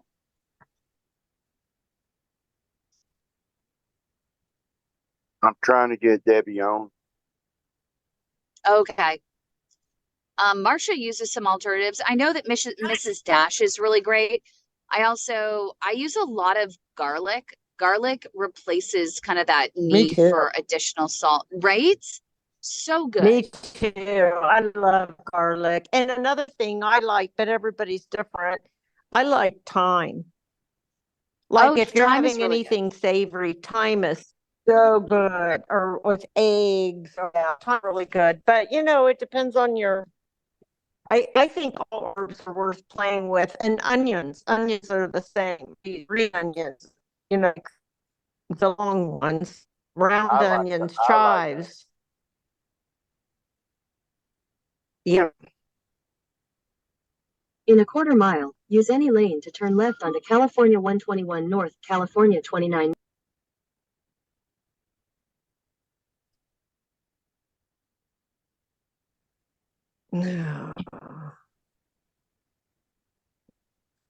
I had to order some liquid stuff the other day because I'm out of. I used that last thing of liquid. You said you ordered some. Did you get it? Yeah, I used it up. The second one? I did. I got this. Got the small bottle, but this time I ordered the bigger one because I'm every pot I use on Instapot, I'm putting it in it now because I like it. What is it? Yeah, I'm glad you do. So there's this product. I sent some to Douglas. It's called Wright's, WRIGHT, Wright's Liquid Smoke. And it doesn't have any salt in it. There's another brand of liquid smoke, and it's all artificial. Okay. This is just the drippings of smoke. Okay. Vape, like water, and just the liquid. And a little bit goes a long way. Like it's a small bottle, and a couple of drops really will do it. Okay. But it makes it taste like you've barbecued something. It adds so much flavor, and I used that a lot when I was first learning how to change my diet and get rid of the fat and the salt and the unhealthy things. And Douglas likes it. I'm so glad. Yeah, awesome. Do you see it? Mm-hmm. Yeah, I can see it. Yeah, I wrote it down. Now, be sure, though, that you look for Wright and not, I forget what the other brand is. Yeah, definitely. Because they're not the another same. brand, so make sure you get the liquid, that one, and not the other one. Okay, that makes sense. And I it's use really good. And I put it in my Instapot with my chicken. Oh, that's a good idea. Even when I did stir fry rice, and I put it in the stir fry rice. I'll stir fry veggies. Yeah. It's really good. And sometimes if I like, I like ground beef, so I get 90% lean. Right. And when you take all the fat out, there's not a lot of flavor left. So sometimes when I'll make burger patties and stick them in the freezer. So I'm single and I can just pull one or two out. And so I might mix a drop or two of that in with them. And it just gives it some extra flavor, kind of like you barbecued it. Okay, awesome. But a little goes a long way. So it's, like a lot of things, it's easier to add more than it is to take it out. Away. If you like it, let us know. I will for sure. Douglas, where did you order it from? From Amazon? Did they have it? I got it off of Amazon. Yeah, I found it on Amazon. Oh, good. And I mean, didn't look think at that. but I put it on everything, Rebecca, and it Okay. really, it just does make everything. It really does. I like it on Awesome. everything basically now. Awesome. On the list of ingredients, what does it say, Douglas? Let's see. Let me get it. It is. The front of it says gluten-free, non-GMO, and it is, well, it says ingredients: water, natural hickory smoke flavor, and it says it comes from New Jersey. Yeah, if you look at the other brands that you might find on Instagram or on Amazon, look and see what their ingredients are. Yeah, it's all artificial stuff. Yeah. You'll have to get over it. It's a Yankee product, but that's okay. If it comes from New Jersey, it's a Yankee product, but that's okay because it's pretty good. I read how they discovered it, and it was some story. I forget it exactly, but it was like when they barbecued down in the basement where the condensation was or whatever, it would drip. And I don't know if something was eating it, like the cats or something, and they were like, "What is this?" And so they discovered, oh, well, we can bottle that. That's awesome. Well, and I know I just am curious. I know this is a little, Debbie Downer, but I just wonder if it's toxic just because it's coming from smoke and it's burned. Like it's. Oh. No, that's the only thing I wonder is if, because when you're burning stuff, right, you're inhaling it, it goes into your lungs, and it. And they say anything you burn is toxic.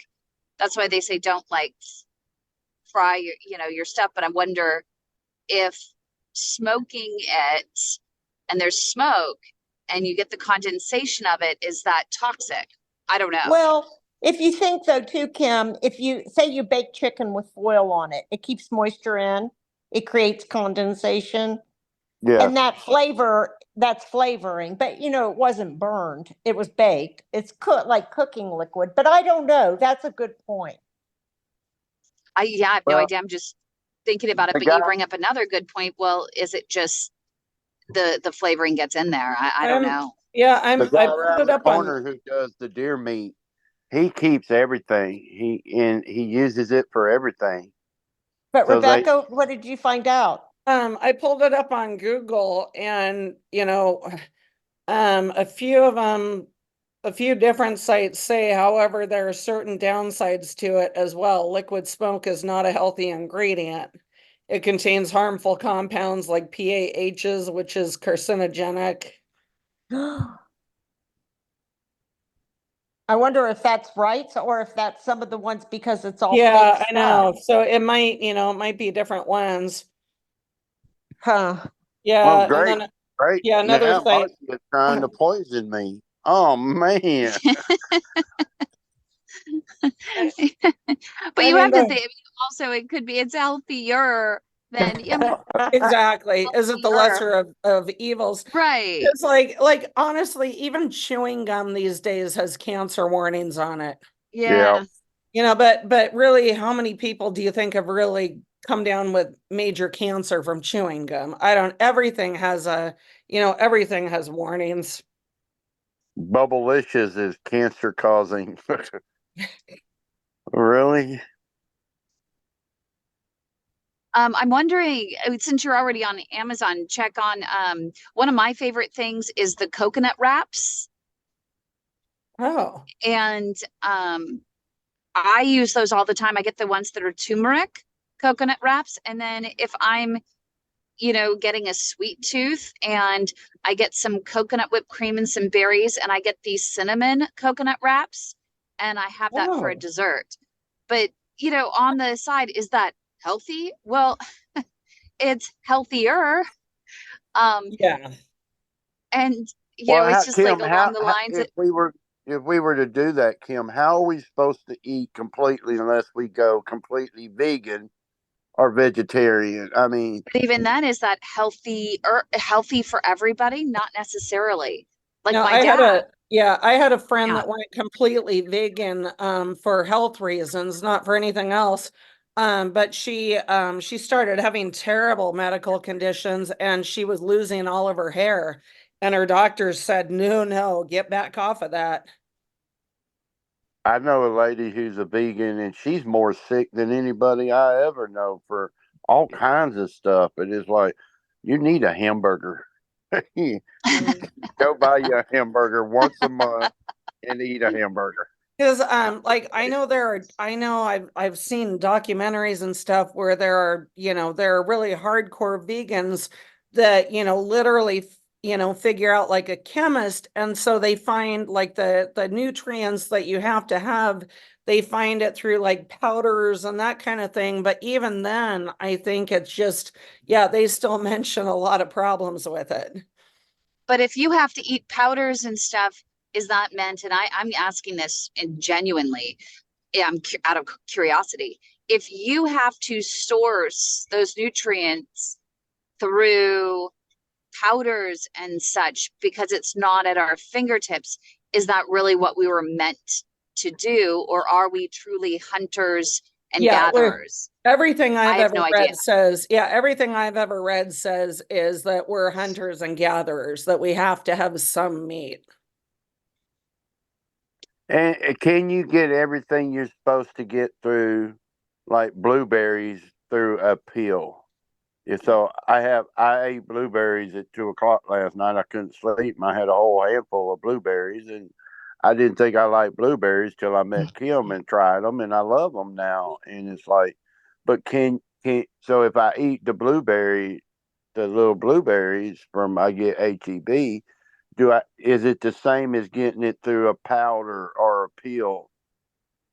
I don't think so, because they have all sorts of natural natural things in there. I don't know that you can get it exactly like that. Why don't just go buy the Nature's Balance and get everything I need from just taking pills? Well, you're But not you can getting get the fiber and the minerals and all the other things that go with eating a blueberry that you are if you took a blueberry pill. Well, Yeah. except that there are some that have the actual extract and they just take the blueberries and they dry them out and you get the whole blueberry. And you actually, when you break it down to a powder, I don't know if it's absorbed in the same way.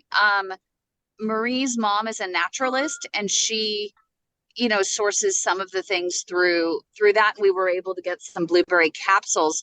And I'm wondering with Marie, and in terms of she's been taking them, and not only is she moving more and she's in the water and she's doing it and her feet look much better today, I wonder if maybe those blueberry capsules and some other things that she's doing are actually working for her. Maybe, but when you dry fruit, you also heighten the sugar. I mean, a raisin has far more sugar, right, than a grape, I think. Dried blueberries, I know, are higher in sugar than a blueberry. So when they make it a powder, are they taking the sugar out? We have brought up some excellent Like questions. that, is it? What? These are really good questions, but I love them. We need a dietitian on again. Right. And we need all but these questions. These are really good questions that, Well, on those capsules, they should probably we need someone to go back and look at them and write notes. Right. Well, on the capsules, don't they have to have a nutrition label on a capsule as well? Yeah, they do, but it doesn't necessarily talk about absorption. Is it being absorbed? Oh. And that's why I say I keep seeing this Nature Balance and everybody talking about how it's just this super fantastic thing, gives you energy beyond belief. And Kathy Gifford's doing all this. She's skydiving, doing all this stuff. But if you look it up, you have to take 4 pills of each of them a day, and it's expensive. when you think, and why can't I just have my blueberries and wash them and put them in my little thing and I separate it for like a handful, and why can't I just have my That's blueberries? right. Well, you can, and that's what I do. I mean, I'm not a supplements kind of person. I think that's pharmacy getting rich. I think if you can afford to go get some fresh blueberries, I think fresh is always best. I mean, it's the way nature intended. Mm-hmm. You know, otherwise they would have grown blueberry powder on a bush, but that isn't how it worked. It was a blueberry. I saw a thing on YouTube the other day about green beans, and the guy was a nutritionist. He said, why are you? He said, if you want to buy the fresh green beans, go for it. But he said the same thing that doctor. He said, take the green beans out of the can, put it in your little strainer, run the water over it for 5 minutes, and you have the same thing. Well, see, I disagree there. Of course, I'm not a doctor, but I've done a lot of research. I think frozen, because they fresh freeze vegetables, but canned things are processed and they are so cooked down. And the more you cook a vegetable, the more you're draining out the nutrients. It's going in the water. The nutrients are going in the water. So I think if you can't get fresh, frozen is the way to go. I don't eat. The only thing I will eat are canned tomatoes if I'm making chili or something in the winter, but I don't eat any canned products. Well, yeah, because you were talking about earlier, salt being a preservative. You will not find canned products that aren't loaded with salt. Right. I mean, even black beans, and I'll use black beans, but I just rinse the heck out of them because they have to be cooked down anyway. Really, you're eating black beans for the fiber, I think, more than anything. I don't eat black beans. Oh, well, you should, Douglas. Oh, and you know what? You'll be a happy camper because you'll just poo good. I mean, beans are good for you, and they're a good sense of protein. Well, it's like asparagus. My neighbor cooked asparagus, and I'm 62. I've never had asparagus my whole life. It wasn't one of the things. And it was like, damn, I went back for third helping of asparagus because it's this crap is really good. Asparagus is a powerhouse, and you know this is the time when it's fresh. It's like a tulip. It's like a tulip or something. It comes out of the ground every spring. So this is when it's fresh, and this is when it's cheapest. Squash. And you can eat it raw. You can actually dump it into salads and stuff. I eat it raw. I've been putting it in my my little box, Kym. The asparagus. That's awesome. Mm-hmm. And you know what I do is if I steam it, so I keep a bucket in my fridge. So when I actually steam vegetables, I like especially asparagus and artichokes, and add all kinds of flavoring into the broth when I'm steaming it. I take that broth and I put it in the fridge, and within the week I use it as my. You use it as what?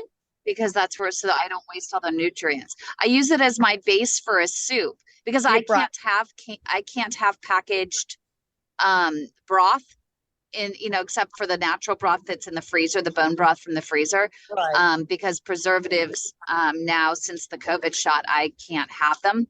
So I have to think of other ways. And someone told me to use the broth from my vegetables that I cook during the week. And then on Sunday, I can put together a soup in my Instapot.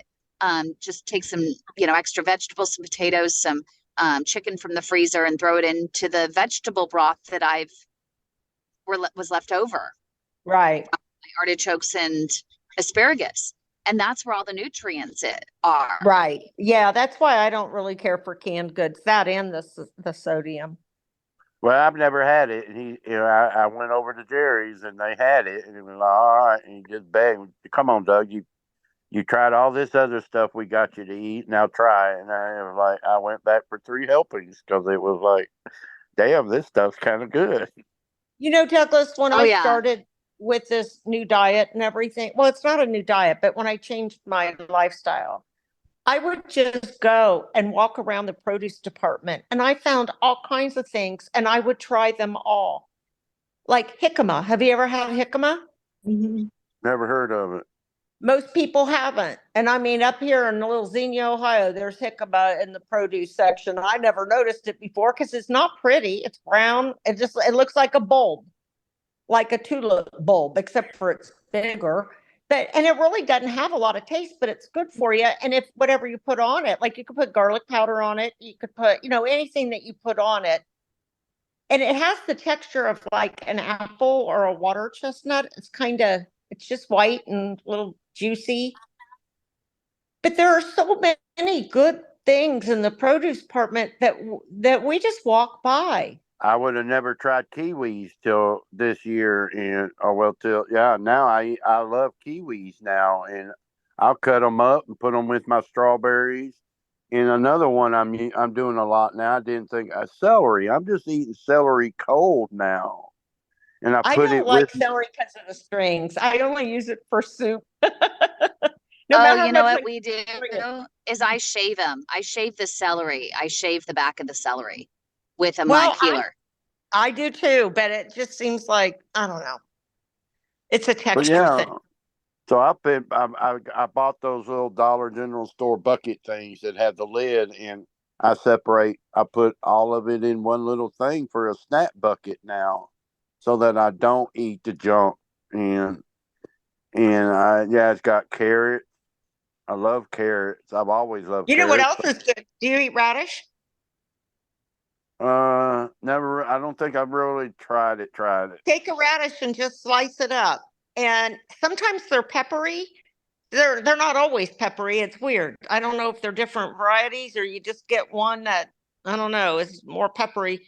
But usually they're not. And they're good. They're just crunchy. I think a lot of things that my habits, I like to do this. It doesn't matter if it's a potato chip or a carrot. I just like doing that. And so if you train yourself to do that with healthy things, you can do it a lot. I wonder if that's why I never had blueberries. It just wasn't one of the things I grew up. We grew up like my mama and papa did. Mom made chicken fried chicken fried steak. I mean, it was, I don't know what kind of diet it was, but it was the normal middle of the road fried food or baked chicken or chicken and dumplings type. But until I tried I would have never tried blueberries until Kym convinced me to try it. And now it's like, I drove to my brother's last time and stopped and put them in the truck and I snacked them on the way, just cold. Well, did you see the picture? I don't know if I posted it. I sent it to Kym. I take my empty blueberry container, which I have right here. I'm going to show you. It's empty right now because I'm getting ready to fill it up. But I take this with me. I put it in my car, but I fill it up. I fill it up with whatever's in my fridge. I need to cut today. I cut once a week, so I'll cut up carrots, radish. I'll cut up. Well, I already have. Do you like red pepper? You like red peppers? Don't you? Okay, yeah. Well, I'll tell you what. I was never a red pepper fan, but now I love them. Once you start taking things out of your diet, I take cauliflower. Anyway, I just fill this container up, and after my workout at the gym, I just I like doing that, and I just have a ton of them. I eat the whole thing. And that's why, like I said, last night I couldn't sleep, so I got up, and it was like I wanted to munch on something, and I went out the refrigerator and got those blueberries and just sat down right there on the steps and had a whole handful of blueberries. Looky here, Douglas. Oh, I got more. I need to cook them today. That's got to be better than the potato chips or the ding dongs or cupcakes or that I used to eat. Of course it is. They're not. I'll tell you something else that's really good. Have you ever seen these in the grocery store? These are really good. Sugar snap peas. These are excellent. These are excellent. Let me show you what it looks like. They're excellent for snacking. Hang on a minute. I'm getting all my stuff out. Blueberries Hang on a sec. are cheap. I got a big thing of them too, but What are they? blueberries, but I think I paid about $8 for the thing of them. And it's 1 pound, 2 ounces. So Yeah. well, you have a big one. Yeah, they're expensive right now. But Yeah. they're actually, if you have our simple booklet, Douglas, you should maybe remind me next week and I can cut it out for everybody. But there is no, it's not in there actually. I need to put it in there. That's what I was going to do. Blueberries are clinically proven to actually somehow impact the quality of the blood. And it's actually they're able to see the difference it makes somehow, literally within an hour of people eating blueberries. Wow. And there are clinical studies on it. You can Google it. And on blueberries? On blueberries. They're actually, look up, just Google clinical study on health of blueberries for blood. Or clinical studies on blood with blueberry. Else. In a quarter mile, turn left. You know, they say, I don't know who they are, but eat what's in season. And it's so true. Like I got raspberries last week and they were awful. They were mushy because it's not raspberry season. I think blueberries are a little easier. They're more expensive though. But if you get blueberries in what, June or July, is that what it is? I forget now. But they're in season. Gary was telling me that, Marcia, that they love raspberries, but he said we only buy them a certain time of year. Right, because they're not in season now, and they probably are being shipped from some hothouse in Mexico. You know, they're not quality, and they're expensive. Kym McNicholas. I found a thing on blueberries on the web, and it says, I can't pronounce the word, but anyway, while all berries contain anthocyanins, blueberries have one of the highest level. The research showed that these anthocyanins improve the function of endothelial cells in the body. But this is what got me. It said, these cells line the inner surface of blood vessels and help with blood flow and blood pressure regulation. So I'm going to start eating more of them every day. And they all berries are. I'm getting my berries out too. Yeah. Yeah, I guess I'm gonna order me some more blueberries. Yeah. Strawberries are really good for you as well. I love strawberries. I do too. And they're in season. They're more spring. I love strawberries. Got to find a heart healthy whipped cream to do the strawberries with, though. What? Got to find a heart healthy whipped cream to do with the whipped strawberries. You know what I do, Douglas, and I love it. I do it with what's this stuff called? It's like a whipped cream, but I don't use much, and I don't eat much sugar. So, like, you're allowed a little bit, but I'll put it like a tablespoon of that. I'll show you my bowl. Make some. I usually eat one of these an evening. I don't know if you can see the size. I can see it, yeah. But I eat one of these. I fill it up with strawberries, raspberries, whatever fruit I have, and blueberries. I put like one little thing of Cool Whip in it. And then I put some cottage cheese and I put artificial sugar, which probably isn't that good. And I'll put orange zest. I don't know if you like oranges, but the flavor is out of this world. I feel like I'm eating ice cream. And it's so good for me. That it's along those same lines. What Marcia is saying is I get the unsweetened vanilla cashew milk or almond milk yogurt, and I add some walnuts, and I add a little touch of raw natural honey to it. And oh my goodness, I'm addicted to that. I will go back for even another bowl with it because there's so many textures and sweet and savory and tart, and I mean everything just, oh, I love it. But I've been told honey's not good for you because of the sugar.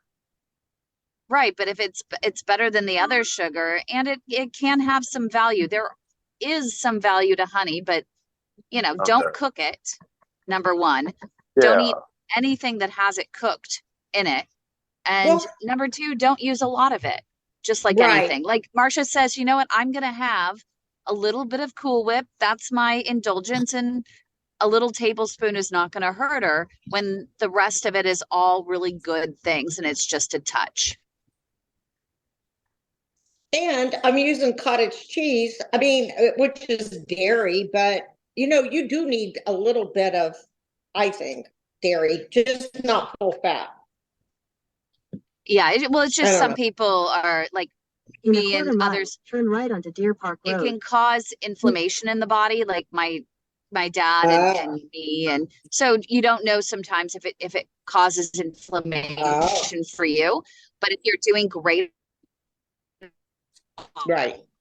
But you're right. People do need some good healthy fats in their diet, and if that's the only way they can get it, Park Road, and it doesn't cause inflammation in the body, then that's fine. And you'll know it with when you get your CRP or your inflammation test, it'll show up for the most part, I would imagine. What is Nancy showing? In that.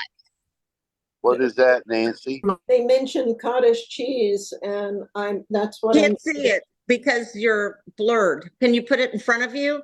I'm trying. I just get it and then it fades. Anyway, it's Shamrock Farm low fat cottage cheese, and I eat it every day for lunch. There you go. Yeah. And it's low fat. Yeah, low fat. Yes. Excellent. Here's my orange. I put strawberry jam in it.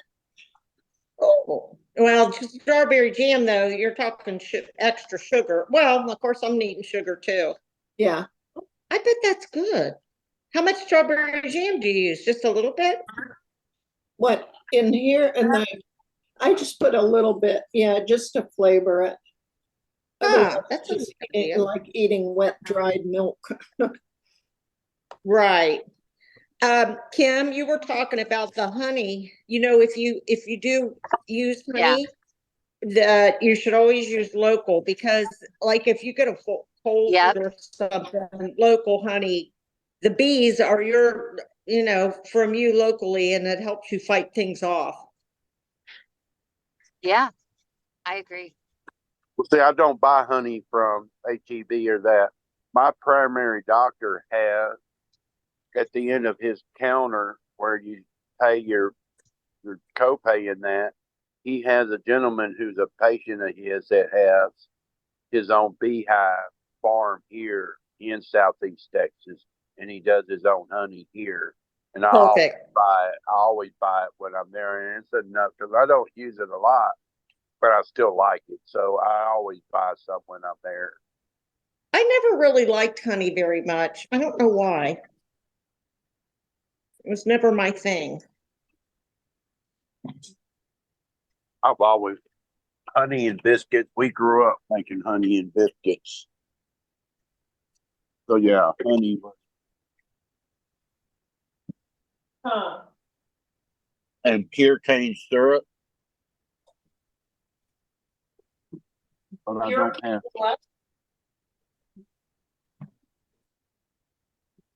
What, Douglas? It's like pure cane syrup. 100% sure. It's nothing. Right. Yeah, you don't want that. No. Well, I got to take Stella. She's looking at me. Yep, and I just arrived at the hospital. I'm going to visit one of our new patients that I took her to the doctor's appointment yesterday, and she was admitted. She called our Lifesaver hotline, and she was in big trouble. And so she wasn't going to go to the doctor, and I picked her up. I drove half hour to go get her, and then an hour to take her to this new doctor. And so they didn't let her go once I got her in there. They admitted her with nothing. So I just went shopping, got her some good items, some reading materials, Vaseline cream, all of the above. And how so, long do you think you'll be there, Kym? I'm not going to stay very long because I got 2 dogs, and I'm hoping they showered her. Yeah. I wanted to talk to you if you get a chance, maybe on your way back, if it's not late. Oh yeah, I have an hour and a half drive on the way home. So this isn't close to me. You need to call the nutritionist so we can have another show, because we talked about a lot of things this afternoon that we had a lot of questions that maybe the nutritionist could answer for us. Yeah. About. I think that'll be great. I think we should try and get somebody fairly regularly on nutrition, because nutrition is so, and I constantly come up, and I study it fairly in depth, and I have questions all the time, let alone somebody who just wants some quick hacks.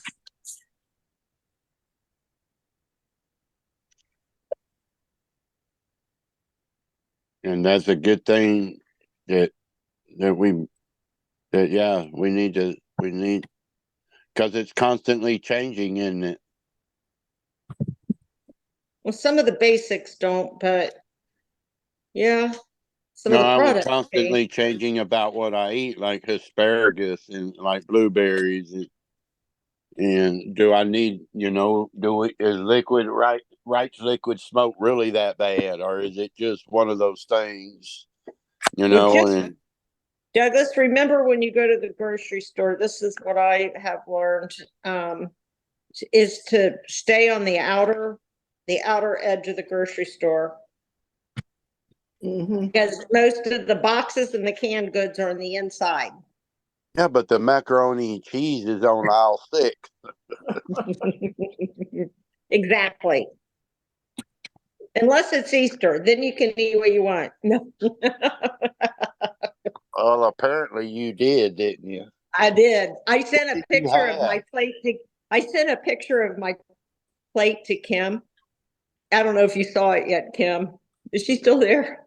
And I said, see, I don't always eat good. Her stuff is really not that bad. I looked at the plate and I was like, if that's how you splurge, seriously, you need to get out more. There were rolls. There was, I don't know. There was all kinds of bad stuff on that plate, but there was good stuff too. Yeah, I thought you did really good. I saw berries. Like, I think I saw kiwi and some berries and eggs. You did. You did. Well, then I don't need to send you a picture of what my plate looks like sometimes when I go out and eat. Well, this was all home cooked. It was my girlfriend's house.